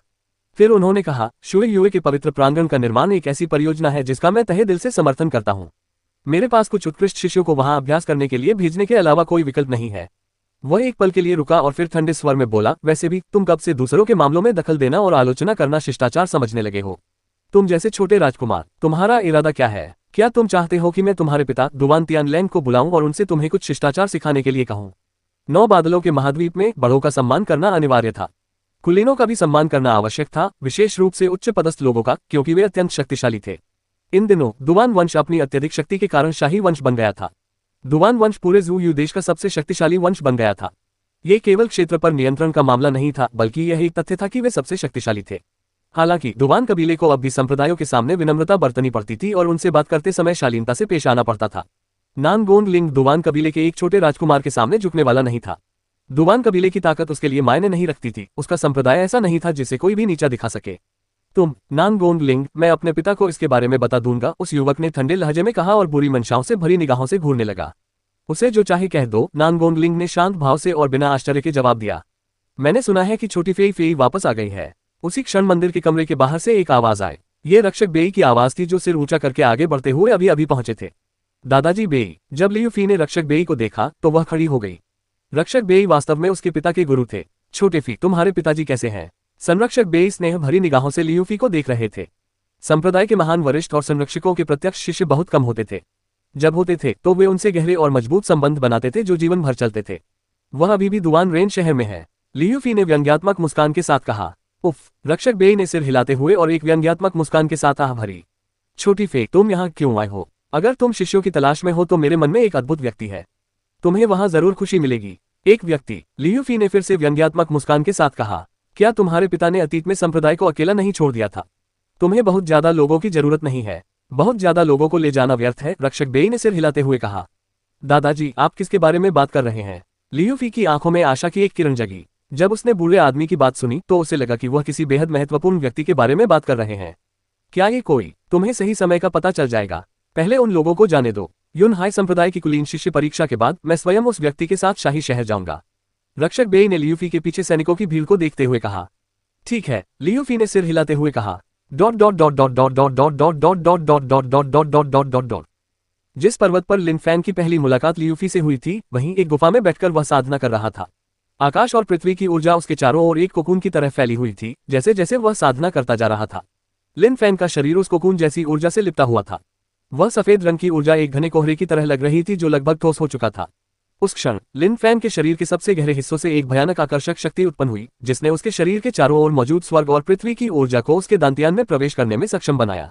लिन फैन के शरीर के भीतर एक शक्तिशाली दूधिया सफेद ऊर्जा प्रवाहित हो रही थी, जो देखने में उबलती हुई प्रतीत हो रही थी। लिन फैन के शरीर में प्रवाहित होने वाली यह प्रबल ऊर्जा अत्यंत शुद्ध थी। काफी देर बाद भी आकाश और पृथ्वी की ऊर्जा लिन फैन के शरीर के चारों ओर निरंतर घूमती रही। उसी क्षण लिन फैन ने साधना करना बंद कर दिया। उसने अपनी आंखें खोली और उसके चेहरे पर एक बड़ी सी मुस्कान थी। इस शुद्धता तकनीक का शरीर पर बहुत ही अजीब प्रभाव पड़ता है, लेकिन इसने मेरी साधना की बुनियादी बातों को मजबूत करने में निश्चित रूप से मदद की है। अब मैं पहले से कहीं अधिक शक्तिशाली हूं, मैं अपनी शक्ति का उपयोग पहले से कहीं बेहतर तरीके से कर सकता हूं। मैं अपनी सांस पर भी पहले से कहीं बेहतर नियंत्रण कर सकता हूं। लिन फैंग ने सोचा कि अपनी बढ़ी हुई सांस लेने की क्षमता के कारण वह लगातार लड़ सकेगा। निरंतर विस्फोटक शक्ति के लिए बहुत अधिक शक्ति की आवश्यकता होती है और निश्चित रूप से हर लड़ाई में सांस पर नियंत्रण आवश्यक होता है। लिन फैंग खड़ा हुआ, गुफा के प्रवेश द्वार पर एक दीवार की ओर देखा, फिर अपनी हथेली को हवा में आगे बढ़ाते हुए फुसफुसाया, 8 विनाशकारी प्रहार। उनके शब्दों के साथ ही एक जोरदार और विस्फोटक हमला उनके सामने की दीवार से टकरा गया। धमाका धमाका धमाका धमाका धमाका धमाका धमाका। पूरी गुफा कांप रही थी। दीवार पर 7 स्पष्ट निशान दिखाई दे रहे थे जिन्हें लिन फैंग ने निशाना बनाया था। जैसा कि उम्मीद थी, 8 स्ट्राइक्स ऑफ डेसोलेशन एक बेहद शक्तिशाली हमला है। लिन फैंग मुस्कुरा रहा था। 8 प्रहार विनाश जुबान स्तर की सबसे निचली क्षमताओं में से एक थी। इसमें अधिकतम 8 प्रहार हो सकते थे। यदि कोई साधक 5 प्रहार भी कर ले तो यह अत्यंत शक्तिशाली माना जाता था और उसकी प्रतिभा का प्रमाण था। यदि वह 6 प्रहार कर ले तो वह निश्चित रूप से एक दुर्लभ प्रतिभा का धनी था। लेकिन 7 प्रहार करना तो केवल एक वास्तविक प्रतिभा ही कर सकती थी। लिन फैंग 8 प्रहार करना चाहता था। 8 प्रहार करने से पूरा वातावरण शक्ति से भर जाता। हालांकि 8वां प्रहार करना बेहद मुश्किल था और केवल वास्तविक प्रतिभावान ही इसे हासिल कर सकते थे। इस कौशल को पूरी तरह समझने और इसमें महारत हासिल करने के लिए आमतौर पर बहुत अधिक युद्ध अनुभव की आवश्यकता होती थी। जुबान स्तर के कौशल का अभ्यास करना आसान नहीं था और स्तर और शक्ति जितनी अधिक होती जाती थी, अभ्यास करना उतना ही कठिन होता जाता था। हालांकि लिन फैंग को अभ्यास करने में कोई समस्या नहीं दिखती थी। अपनी काली आत्मा को मुक्त करने पर उसे अद्भुत रूप से अधिक समझ और ज्ञान प्राप्त होता था। एक दिन में ही वह 7 प्रहारों में निपुण हो गया था। उसे बस थोड़ा और अभ्यास करना था और वह विनाश के 8 प्रहारों की कला में भी महारत हासिल कर लेगा और इस कला का उपयोग करते समय सभी 8 प्रहार कर पाएगा। लेकिन लिन फैंग उस समय संतुष्ट नहीं था। कुलीन शिष्यों और साधारण शिष्यों में कोई समानता नहीं थी और लिन फैंग उन सभी से आगे निकलना चाहता था। युन हाई संप्रदाय की कुलीन शिष्य परीक्षा के दौरान शिष्यों में से कोई वास्तव में प्रतिभाशाली हो सकता था। लिन फैंग को नहीं पता था कि क्या होगा, लेकिन उसका प्रतिद्वंद्वी जितना मजबूत होगा उतना ही बेहतर होगा। निर्वाण की तलवार बहुत कम समय में उसकी ताकत में काफी सुधार कर देगी। निर्वाण की तलवार कौशल वास्तव में 3 वारों वाली तलवारबाजी की एक कला थी, जिसकी शक्ति तलवार पर महारत हासिल करने के साथ बढ़ती जाती थी। 1 वार से मृत्यु हो सकती थी, 3 वारों से निश्चित मृत्यु हो जाती थी। एक घातक तलवार, एक अकेली तलवार, यह अपने रास्ते में आने वाली हर चीज को नष्ट कर सकता था, इसलिए इसने अपने मार्ग में आने वाली हर चीज को नष्ट कर दिया था। अब इसके बराबर का कोई नहीं बचा था और इसलिए यह अकेला था। निर्वाण की तलवार की कौशल पुस्तक पढ़ते हुए लिन फैंग चिंतन में डूबा हुआ था। वह पाठ और मुद्राओं को देखता हुआ धीरे धीरे सारा ज्ञान आत्मसात कर रहा था। लिन फैंग तेजी से सब कुछ समझ रहा था। लिन फैंग ने अपनी आत्मा को मुक्त करना शुरू कर दिया था। लिन फैंग की दुनिया फिर से अंधकार से भर गई। धरती, आकाश, कहीं भी कोई रंग या प्रकाश दिखाई नहीं दे रहा था। चारों ओर केवल अंधकार ही छाया हुआ था। अंधकार की उस दुनिया में लिन फैंग शांत और अविचलित था। कोई भी चीज उसे विचलित नहीं कर सकती थी और वह अत्यंत शांत था। लिन फैंग ने अपनी आंखें बंद की और उसके दिमाग में एक व्यक्ति की छवि उभर आई। वह व्यक्ति किसी साधु जैसा लग रहा था और लगातार अपनी लंबी तलवार चला रहा था।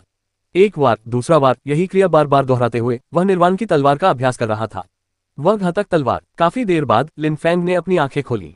हवा को चीरती हुई चमकती तलवार गायब हो गई। एक कदम, एक वार, घातक तलवार। धमाका, पूरी गुफा कांप रही थी। तलवार ने गुफा की दीवार पर एक बड़ा निशान छोड़ दिया था। गुफा का कंपन बढ़ता जा रहा था। चट्टानें चूर चूर होकर धूल में तब्दील हो गई थी। लिन फैंग स्तब्ध रह गया। लिन फैंग तुरंत गुफा से बाहर निकल गया और कुछ ही देर बाद गुफा एक जोरदार गड़गड़ाहट के साथ बह गई। पहला ही वार इतना घातक था। विनाश के अष्टम वारों के साथ मिलकर उसने गुफा को पूरी तरह से नष्ट कर दिया था।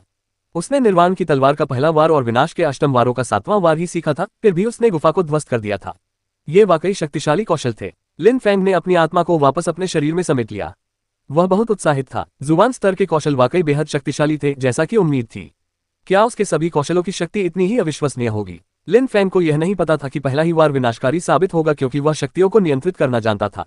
उसने अनजाने में ही तलवार की शक्ति को बहुत उन्नत स्तर पर नियंत्रित कर लिया था और उसे अपने वार के साथ मिला दिया था। उस घातक तलवार के लिए तलवार की ऊर्जा, कौशल में महारत और तलवार की शक्ति का पूर्ण सामंजस्य आवश्यक था। इन तीनों तत्वों का एक परिपूर्ण सहजीवी संयोजन होना जरूरी था। लिन फैंग की तलवार की शक्ति को इतनी सहजता से समझने और उपयोग करने की क्षमता ने उसके लिए सब कुछ आसान बना दिया था। यही कारण था कि उसके लिए कौशल का अभ्यास करना इतना कठिन नहीं था। अगर कोई और होता तो इतने कम समय में कौशल सीखना कहीं अधिक कठिन, शायद असंभव भी होता। कौन? लिन फैंग गुफा से बाहर आया, मुड़ा और चारों ओर पहाड़ों की ओर देखा जहां से सूरज की किरणें छनकर आ रही थीं। उसे दूर से कोई चलता हुआ दिखाई दिया। जब उसने उस व्यक्ति को पहचाना तो लिन फैंग के मन में अचानक बदला लेने की तीव्र इच्छा जागी, जिसे उसने दबा लिया। लियूफी। लिन फैंग हैरान था। उसे समझ नहीं आ रहा था कि वह वहां क्या कर रही है। उसे पहले भी उस पर हमला करने का मौका मिला था, लेकिन उसने इसका फायदा नहीं उठाया। क्यों कमीने, तूने मेरे इलाके पर कब्जा कर लिया। आज हम दोनों दुश्मन हैं। तू ही अकेला है जिसने मुझे इतना अपमानित किया है। लियूफी लिन फैंग को गहरी नफरत से घूर रही थी। बचपन से ही उसके पिता ने उसे आत्मनिर्भर और स्वतंत्र होना सिखाया था। वह हमेशा से ऐसी ही थी। वह लड़कों जैसी थी और बिल्कुल भी लड़की जैसी नहीं लगती थी। इसके अलावा उसने बहुत सी कठिनाइयां झेली थीं, जिन्होंने उसे और भी स्वाभिमानी और महत्वाकांक्षी बना दिया था। लेकिन लियूफी ने लिन फैंग की इतनी बेशर्मी की उम्मीद नहीं की थी। वह एक ताक झांक करने वाला था और नग्न अवस्था में उस पर झपटा, जिसके बाद उसे पीछे हटना पड़ा। फिर अगली लड़ाई में उसने ये कहने की हिम्मत की कि अब उसे उसमें कोई दिलचस्पी नहीं है, सिर्फ इसलिए कि उसने अपनी साधना में बहुत प्रगति कर ली है। फिर उसने उसकी कीमती और प्रिय भूमि को छीनने की हिम्मत की। भला वह क्रोधित क्यों न होती? अब मैंने लिंगची स्तर को पार कर लिया है, देखते हैं कि क्या तुम अब भी मेरे प्रति इतनी धृष्टता दिखाने की हिम्मत करते हो। लियूफी ने तानाशाही भाव से सोचा, मैं तुम्हें 3 बार हरा चुका हूं, मुझसे माफी मांग लो, शायद मैं दया करके तुम्हें छोड़ दूं। लियूफी ने बर्फीले स्वर में कहा। 3 बार हार गए, दया दिखाओगे? लिन फैंग हंसा, सिर हिलाया और बोला, यहाँ रुकना तुम्हारे लिए बहुत शर्मनाक हो जाए, इसलिए यहाँ से चले जाओ। लियूफी और लिन फैंग पहले भी कई बार मिल चुके थे। लिन फैंग उस लड़की के घमंडी और अभिमानी स्वभाव को जानती थी, इसलिए वह दूसरों की मदद नहीं लेती थी और अपनी शक्ति का इस्तेमाल करती थी।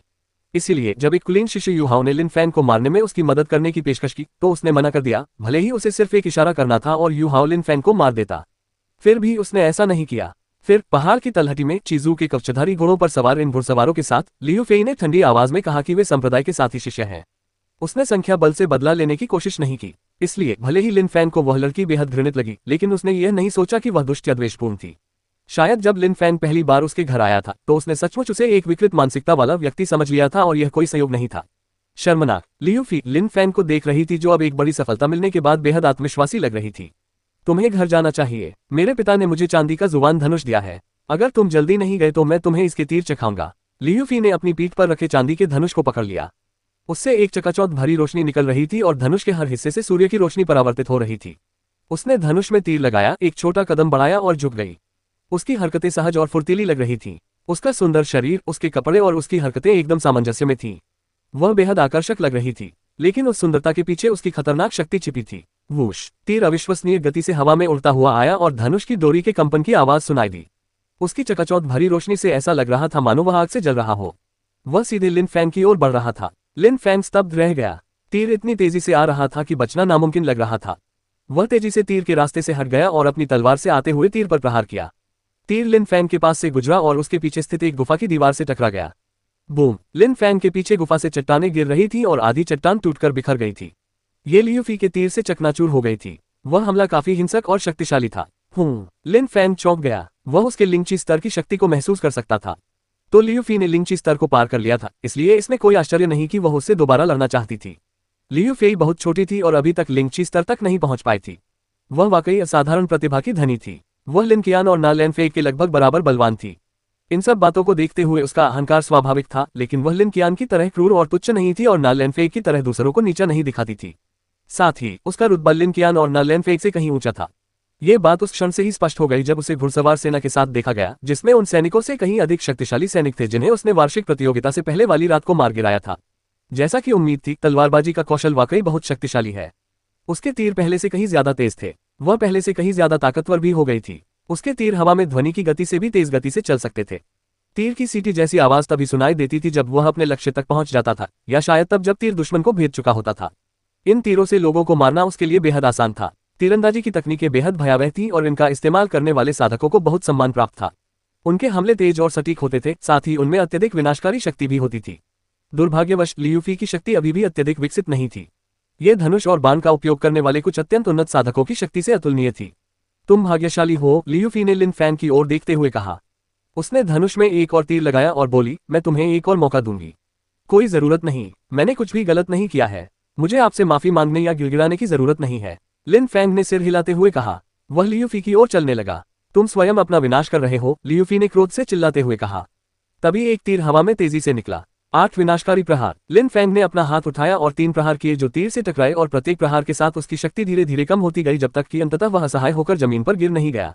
8 विनाशकारी प्रहार, जुबान स्तर की कुशलता, लिंगची स्तर। लियू फी डर से कांपते हुए सोच रही थी। जब उसने देखा कि लिन फेई को 8 विनाशकारी प्रहार की कुशलता आती है, तो वह समझ गई कि लिन फेई ने भी लिंगची स्तर को पार कर लिया है। इसीलिए उसका इतना अभिमानी रहना स्वाभाविक था। उसे अपनी गलती का एहसास हो गया था। वह तुरंत मुड़ी और विपरीत दिशा में अविश्वसनीय गति से दौड़ने लगी। लिन फैंग अचंभित था और उसे समझ नहीं आ रहा था कि वह क्या कर रही है। तभी उसने लियू फी को झुकते हुए देखा। उसका शरीर एक परिपूर्ण धनुषाकार आकृति में था। वह सुंदरी अभी भी अपने घातक इरादे को छुपाए हुए थी और वह इतनी आसानी से अपना बदला नहीं छोड़ेगी। वूश! एक तीर सीटी की आवाज के साथ हवा में उड़ता हुआ निकला, लेकिन इस बार यह पहले से भी तेज और शक्तिशाली था। लिन फैंग डरा नहीं था। वह पहले की तरह ही आत्मविश्वासी था। उसने अपना 8 प्रहारों वाला विनाशकारी हमला फिर से शुरू किया। इस बार उसने 4 प्रहार किए। धिक्कार है, वो तबाही के अष्टम प्रहारों से कितने वार कर सकता है। लियू फी ने मन ही मन लिन फैंग को कोसते हुए फुसफुसाया। अचानक उसने अपनी आत्मा को मुक्त किया। एक सुंदर और तेजस्वी स्वर्ण तीर आत्मा प्रकट हुई। ये पिछली बार से बहुत अलग दिख रही थी। इस बार उसकी पीठ के पीछे 3 तीर थे। उसकी आत्मा से इतनी शक्तिशाली ऊर्जा निकल रही थी कि लिन फैंग कांप उठा। इसके अलावा उम्मीद के मुताबिक लियू फी की आत्मा जागृत हो गई थी। लियू फी की तीर आत्मा हवा में उड़ गई और उसके पीछे पीछे लियू फी भी हवा में उछल पड़ी। आसमान में ऊंचाई पर तीर सटीक रूप से लिन फैंग की ओर निशाना साध रहे थे। उसी समय लियू फी ने अपना चांदी का धनुष पकड़ रखा था और उस पर 3 तीर चढ़ा रखे थे। 3 क्रूर और घातक तीर। उल्कापिंड का गिरना। लियू फी शांत और गंभीर दिख रही थी। उसका शरीर हवा में काफी ऊपर तैर रहा था। तभी 6 तीर हवा में चले और उसे भेदते हुए आगे बढ़ गए। तीर की आत्मा के पास निश्चित रूप से कई बड़ी खूबियां थीं। यह न केवल किसी पर स्वचालित रूप से निशाना साधने में सक्षम थी, बल्कि शरीर के किसी विशिष्ट अंग पर भी निशाना साधने में सक्षम थी। उस क्षण लिन फैंग को ऐसा महसूस हुआ कि तीर की आत्मा उसकी आत्मा पर निशाना साध रही है, जिससे उसे ऐसा लगा जैसे तीर उसके पूरे अस्तित्व को दबा रहे हों। ये तीर बहुत शक्तिशाली हैं। लिन फैंग उदास था और उसने तुरंत दोनों हाथों से अपना 8 विनाशकारी प्रहार शुरू कर दिया। 14 प्रहारों ने आकाश को ढक लिया और धरती को भी। वह सीधे आने वाले तीरों की ओर बढ़ रहा था। बूम बूम बूम, धमाकों की आवाजें हवा में गूंज उठी और एक बेहद तेज हवा लिन फैंग के शिष्य के वस्त्रों पर बह गई। इन विनाशकारी हमलों के समाप्त होने के बाद लियू फी धूल के बादल में फिर से प्रकट हुई। वह नीचे झुकी हुई थी और जोर जोर से सांस ले रही थी। वह इतना शक्तिशाली कैसे हो सकता है? लियू फी लिन फैंग को देख रही थी और सोच रही थी कि वह अपना बदला कैसे लेगी। ये नामुमकिन लग रहा था। वह पूरी तरह से हैरान थी। लिंगची स्तर तक पहुंचने के बाद उसके पिता ने स्वयं उसके प्रशिक्षण में सहायता की थी। वह बिना आराम किए प्रतिदिन अभ्यास कर रही थी। उसने अपनी सांस लेने की क्षमता और युद्ध कौशल में बहुत सुधार किया था। उसकी ताकत में भी बहुत वृद्धि हुई थी और अब उसके हर तीर में विस्फोटक शक्ति समाहित थी। अपनी आध्यात्मिक शक्ति के कारण वह अब एक साथ 6 तीर भी चला सकती थी। वह लिंगची की प्रथम श्रेणी की शिष्या होने के नाते अत्यंत प्रतिभाशाली थी और बहुत कम लोग उसे हरा पाते थे, लेकिन लिन फैंग फिर भी उसके सभी हमलों को रोकने में सक्षम रही। वह एक बार फिर हार गई और प्रतिरोध करने में असमर्थ रही। वह एक विलक्षण प्रतिभा का धनी था। वह विनाश के 8 प्रहारों की क्षमता का उपयोग करते हुए 7 प्रहार तक कर सकता था और दोनों हाथों से 14 प्रहार तक कर सकता था। उसने दोनों हाथों से इस क्षमता में इतनी महारत हासिल कर ली थी कि ऐसा होना असंभव था। क्या वह वास्तव में केवल लिंगची की पहली परत पर ही था? उसके हमले इतने भयावह रूप से शक्तिशाली कैसे हो सकते थे? जब लियू फी ने देखा कि लिन फैंग अपने चेहरे पर एक अजीब सी मुस्कान लिए हुए उसके करीब आता जा रहा है, तो उसे रीढ़ की हड्डी में सिहरन महसूस हुई और सतर्क रहते हुए उसने उससे पूछा, तुम क्या करने की योजना बना रहे हो? लिन फैंग ने कुछ नहीं कहा और बस गुनगुनाता रहा, मानो सोच रहा हो कि उसे क्या करना चाहिए। आखिर वो कैसी लड़की थी? वो अक्सर अपने उस कोमल, आकर्षक और सौम्य चेहरे से दूसरों को बेवकूफ बनाती थी। दिखने में भी वो बहुत प्यारी थी, लेकिन लिन फैंग जानता था कि अंदर से वो बहुत गुस्सैल थी। अगर लिन फैंग में दृढ़ इच्छाशक्ति और हौसला न होता तो शायद वो भी उसके प्यार में पड़ जाता। लिन फैंग, जिसके चेहरे के भाव मुश्किल से ही समझ में आ रहे थे, ने अपने चेहरे पर एक दुष्ट मुस्कान लिए लियू फी की ओर देखा और पूछा, तुम्हें क्या लगता है कि मैं क्या करने वाला हूँ? लियू फी का चेहरा लाल हो गया और वह बेहद पीली पड़ गई। उसने अपनी पीठ से एक तीर निकाला और उसे अपने गले पर दबाने लगी। वह बेहद दृढ़ थी। लिन फैंग जानबूझकर मजाक कर रहा था और उस पल वह हैरान रह गया। उसने कभी सोचा भी नहीं था कि उसके मजाक के इतने गंभीर परिणाम होंगे। वह पूरी तरह से स्तब्ध रह गया। अगर मैं तुम्हारे साथ कुछ करना चाहता तो क्या तुम्हें लगता है कि मैं तुम्हें पिछली बार छोड़ देता? लिन फैंग के पास बोलने के अलावा कोई चारा नहीं था। क्या सच में वह दिखने और बोलने में किसी विकृत मानसिकता वाले व्यक्ति जैसा था? लिन फैंग के शब्दों से अचानक लियू फी को राहत मिली। उसने अपने हाथ में पकड़ा हुआ तीर भी नीचे रख दिया। अगर तुम वाकई यह जगह चाहती हो तो मैं इसे तुम्हें सौंप देता हूँ। अब से हमें मिलने की जरूरत नहीं पड़ेगी। तुम्हारे साथ मिलना बहुत झंझट भरा है। तुम मुझे लगातार चौंकाती रहती हो। लिन फैंग ने लियू फी की ओर बढ़ते हुए कहा। उसके पास पहुंचकर वह रुक गया। लिन फैंग झुककर लियू फी को देखने लगा। उस दुनिया की लड़कियों की खूबसूरत त्वचा को देखकर वह धीरे से आह भर उठा। लियू फी के ऊपर खड़े लिन फैंग ने उसके कोमल चेहरे को ध्यान से देखा। वह चौंक गया, फिर मुस्कुराया और फुसफुसाया, मुझे अब जाकर एहसास हुआ कि तुम वाकई बहुत प्यारी हो। जब उसकी बात समाप्त हो गई तो लिन फैंग चला गया। लियू फी कुछ देर के लिए अचंभित रह गई, लेकिन जल्द ही उसे होश आ गया। अरे वो कमीना! लिन फैंग को महसूस हुआ कि उसके आसपास के पहाड़ों के पत्थर हिल रहे हैं और लियू फी की आवाज उसके कानों में गूंज रही है। इस तरह प्रतिक्रिया करने की कोई जरूरत नहीं थी। किसी के प्रति इस तरह का द्वेष रखना कोई अच्छी बात नहीं थी, बल्कि कुछ हद तक डरावना भी था। मुझे लगता है कि इससे हमारे बीच का मामला सुलझ गया है। लिन फैंग के चेहरे पर एक शानदार और मनमोहक मुस्कान थी। वह एक खुशमिजाज और सुलझे हुए नौजवान की तरह लग रहा था। हर बात को बेवजह गंभीरता से लेना या बेवजह चिंता करना व्यर्थ था। कभी कभी आराम करना और चिंता न करना अच्छा लगता है। लिन फैंग उन पहाड़ों से निकल चुका था जहां से उसने अभी अभी अपने दिल से एक कांटा निकाला था। उसने क्षितिज पर कुछ परछाइयां देखी जो पूरी गति से दौड़ रही थी और उनके पीछे धूल भरी आंधी उठ रही थी। अरे क्या हो रहा है? एक शिष्य ने पूछा, जिसे समझ नहीं आ रहा था कि क्या हो रहा है। तुम्हें अभी भी नहीं पता? ब्लैक विंड माउंटेन में बहुत सारे खूंखार जानवर हैं। ऐसा लगता है जैसे खूंखार जानवरों का सागर उमड़ आया हो। अनगिनत खूंखार जानवर बेकाबू हो गए हैं। यूनहाई संप्रदाय के सभी शिष्य अब वहां जाकर अशांति को शांत करने जा रहे हैं। भयंकर जानवरों का सैलाब! प्रश्नवाचक चिन्ह उद्धरण चिन्ह। दूसरे ने बेहद उत्साहित होकर जवाब दिया। वे तुरंत ही तेजी से भीड़ की ओर बढ़े और ब्लैक विंड माउंटेन की तरफ चल दिए। यूनहाई संप्रदाय का इतिहास 1000 वर्ष पुराना था, लेकिन ब्लैक विंड माउंटेन का इतिहास उससे भी कहीं अधिक प्राचीन था। भयंकर जानवरों का ये सैलाब कोई दुर्लभ घटना नहीं थी, लेकिन उनमें से अधिकांश कमजोर जानवर होते थे। कई शिष्य खजाने और युद्ध का अनुभव प्राप्त करने के लिए वहां जाते थे। यह एक ऐसी घटना थी जो बार बार नहीं होती थी और इसे गंवाना नहीं चाहिए था। कुछ 100 साल पहले भयंकर और शक्तिशाली जानवरों की बाढ़ आई थी, जिससे यूनहाई संप्रदाय लगभग नष्ट हो गया था। साधारण और लिंग स्तर के भयंकर जानवर कोई समस्या नहीं थे, वे साधारण थे और उन्हें मारना आसान था। लेकिन अतीत की उस प्रलयकारी बाढ़ के दौरान बड़ी संख्या में जुबान स्तर के भयंकर जानवर आए थे जो समान स्तर के साधकों की तुलना में कहीं अधिक शक्तिशाली थे। उन्हें मारना बेहद मुश्किल था, जिससे वे अत्यंत खतरनाक बन गए थे। उनकी गतिविधियों से भूकंप आ जाता था और उन्होंने असंख्य लोगों को मार डाला था। संप्रदाय लगभग पूरी तरह से नष्ट हो गया था। उस समय ऐसी अफवाहें भी थी कि भयंकर जानवरों का नेता एक उत्परिवर्तित जानवर था जो अपना रूप बदल सकता था, एक दिव्य भयंकर जानवर। क्योंकि यह घटना बहुत समय पहले घटी थी, इसलिए इसके बारे में लोगों को सीमित जानकारी ही थी। हालांकि सभी जानते थे कि खूंखार जानवरों की ये बाढ़ बहुत खतरनाक थी, लेकिन साथ ही यह एक बड़ा अवसर भी थी। किसान यथासंभव अधिक से अधिक बहुमूल्य वस्तुएं प्राप्त करने के लिए हर संभव प्रयास करेंगे। खूंखार जानवरों से लड़ने से शिष्यों का युद्ध अनुभव तेजी से बढ़ेगा। मैंने सोचा भी नहीं था कि यूनहाई संप्रदाय के शिष्य कुलीन शिष्य परीक्षा से पहले वहां जाएंगे। लिन फैंग ने सोचा, फिर वह चलने लगा और सीधे ब्लैक विंड माउंटेन की ओर जाने का फैसला किया। लिन फैंग काफी देर तक नहीं चला। लियूफी भी पहाड़ों से बाहर आ गई और वह भी ब्लैक विंड माउंटेन की ओर बढ़ रही थी। यूनहाई संप्रदाय के सबसे ऊंचे पर्वत पर कुछ रहस्यमय लोग बैठे हुए थे और आसपास के वातावरण को देख रहे थे। वे यूनहाई संप्रदाय के शीर्ष श्रेणी के मुख्य शिष्य लिंगहू ही शान को देख रहे थे।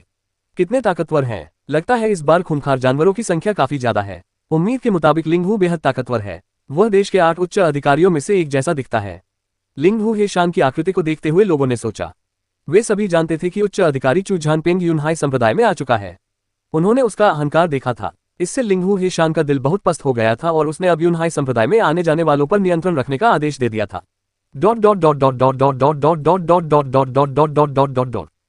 ब्लैक विंड माउंटेन किसी प्रलयकारी युद्ध क्षेत्र की तरह दिख रहा था। संप्रदाय के बुजुर्ग और शिष्य एक साथ ब्लैक विंड माउंटेन की ओर बढ़ रहे थे।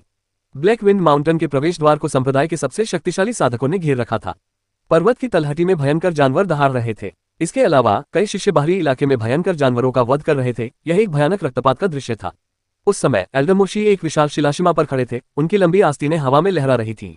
एल्डर मोशी, ये शिष्य काफी बलवान है। ऐसा लगता है कि साधारण शिष्य भी संप्रदाय में बहुत तेजी से प्रगति करने में सक्षम है। मोशी के बगल में खड़े एक साधारण एल्डर ने कहा, हाँ, ये तो हमारे लिए संभालना बहुत आसान है। इस पहाड़ पर हमें किसी तरह के खतरे का डर नहीं है। ये तो बस कुलीन शिष्य परीक्षा से पहले की तैयारी है। सच में काफी मजेदार है। ये कहते हुए मोशी हंस पड़ा। उसकी बातों से ऐसा लग रहा था मानो वास्तव में कोई भयंकर राक्षसी बाढ़ नहीं आए हो जिसमें शिष्य जान की बाजी लगाकर लड़ रहे हो। बड़े मोजी, उद्धरण चिन्ह। उस समय अधिकाधिक लोग एकत्रित होने लगे। वे सभी मोशी के पास आए और उनके सामने झुकने लगे। वे अत्यंत विनम्र थे। उसी क्षण एक परछाई मोशी के पास से पूरी गति से एक भयंकर जानवर की ओर गुजरी। मोशी का चेहरा पीला पड़ गया था, मानो उसने कोई भूत देख लिया हो। तभी एक जोरदार गर्जना हुई और अचानक 8वीं श्रेणी का एक खूंखार जानवर मौके पर ही मर गया। लिन फैंग की तलवार से गर्जना की आवाज निकली। इससे पूरा वातावरण बुरी तरह कांप उठा। उसने क्रोधित गेंडे पर झपट्टा मारा और उसका सिर चकनाचूर कर दिया, जिसके बाद वह जानवर गिर पड़ा और मर गया। लिन फैंग ने अपनी तलवार का इस्तेमाल करके कीमती कोर और अन्य मूल्यवान वस्तुओं को निकालकर अपने थैले में रख लिया। ये कीमती वस्तुएं उसके लिए अत्यंत महत्वपूर्ण और मूल्यवान थीं। वह इन्हें संप्रदाय के भीतर उपयोगी औजारों के बदले में दे सकेगा, जिससे उसकी शक्ति और साधना में वृद्धि होगी। मोशी, जो अभी भी उस विशालकाय शिलाखंड पर स्थिर खड़ा था, लिन फैंग को देखकर मानो उसके हृदय पर कोई भारी बोझ आ गया हो। ये वही शिष्य था जिसने कई लोगों के सामने उसकी बेइज्जती की थी। उसने सचमुच सबके सामने उसे अपमानित किया था। उसने कभी सोचा भी नहीं था कि लिन फैंग इतने कम समय में अपनी तलवारबाजी के कौशल को इतनी ऊंचाई तक सुधार सकता है। तुम पहले से ज्यादा फुर्तीले और ताकतवर हो गए हो, लेकिन तुमने एक साधारण शिष्य होकर मुझे अपमानित करने की हिम्मत की। तुम्हें मर जाना चाहिए। मोशी ने घृणा से भरे मन में सोचा। वह उस दिन को भूला नहीं था। उन घटनाओं की यादें अभी भी उसके मन में ताजा थीं। रुको, मोशी ने लिन फैंग की ओर देखते हुए चिल्लाया। उसकी आवाज किसी पागल की तरह थी और उसमें गुस्सा भरा हुआ था। वह इतनी जोर से चिल्लाया कि लिन फैंग चौंक गया। उसने अपना काम रोक दिया, पीछे मुड़ा और मोशी को देखा। बड़े साहब, क्या हुआ? लिन फैंग ने पूछा। हरामखोर, इन खूंखार जानवरों को मारना बंद करो। तुम ये सब सिर्फ इसलिए कर रहे हो ताकि दूसरे लोग कीमती चीजें न ले सके, मतलब स्वार्थी हरामखोर।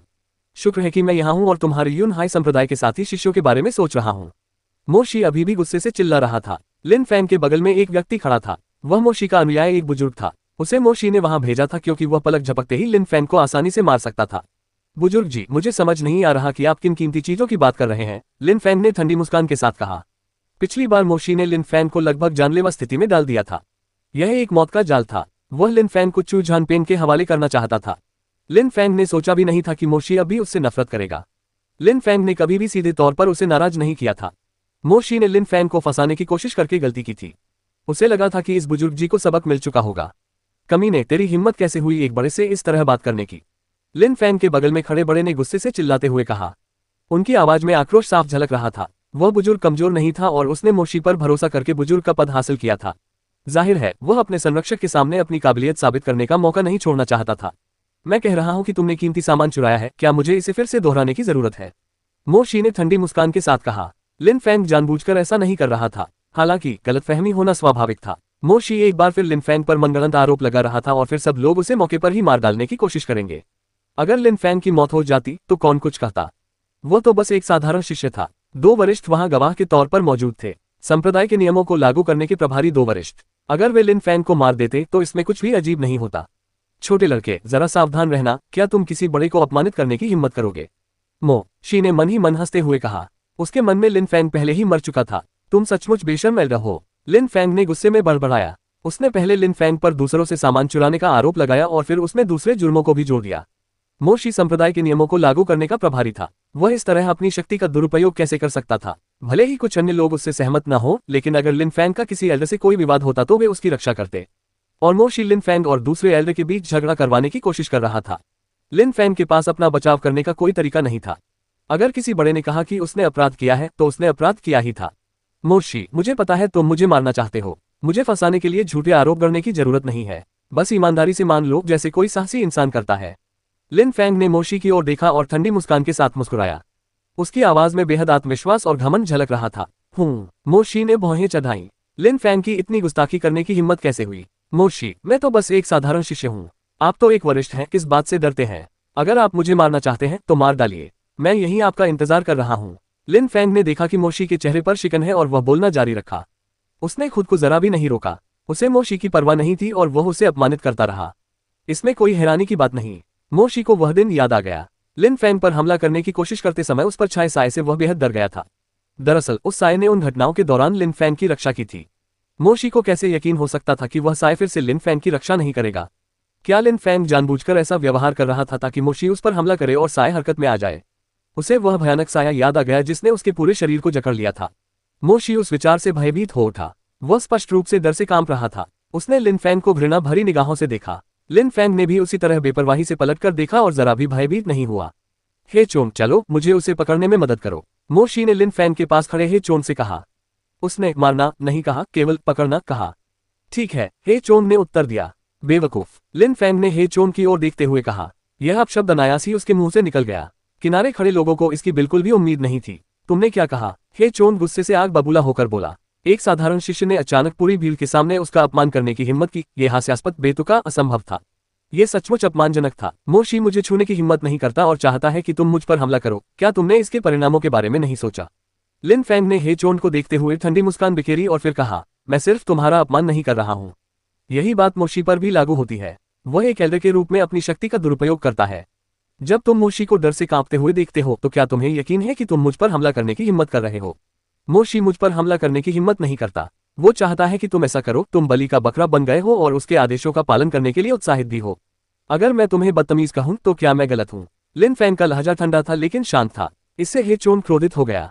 उसने जरा भी संकोच नहीं किया और तुरंत लिन फैंग की ओर बढ़ने लगा। उसने चुपके से मो शी की ओर देखा और पाया कि मो शी भी बेहद गुस्से में था, लेकिन पहले की तरह वह लिन फैंग की ओर बिल्कुल भी नहीं बढ़ रहा था। यह बेहद अजीब था। मो शी बेहद ताकतवर और प्रभावशाली है। क्या वो मुझे बलि का बकरा बनाना चाहता है? हे चोंग ने सोचा। उसने मो शी और लिन फैंग के बीच हुई बातचीत के बारे में सोचा। जितना ज्यादा उसने इसके बारे में सोचा उतना ही उसे लगा कि लिन फैंग सही हो सकता है। इसके अलावा मो शी के पिता उनके पीछे खड़े थे, इसलिए अगर कुछ हुआ तो मो शी को उनके पिता से मदद मिल जाएगी। लेकिन अगर हे चोंग को कुछ हो गया तो उसकी रक्षा कौन करेगा? उस समय युन हाई संप्रदाय के शिष्यों का एक बड़ा समूह उन्हें घेरे हुए था और उन्होंने सब कुछ देख लिया था। वे सब अचंभित रह गए। एक साधारण शिष्य ने मात्र कुछ शब्द कहकर युन हाई संप्रदाय के 2 वरिष्ठों को भयभीत कर दिया था।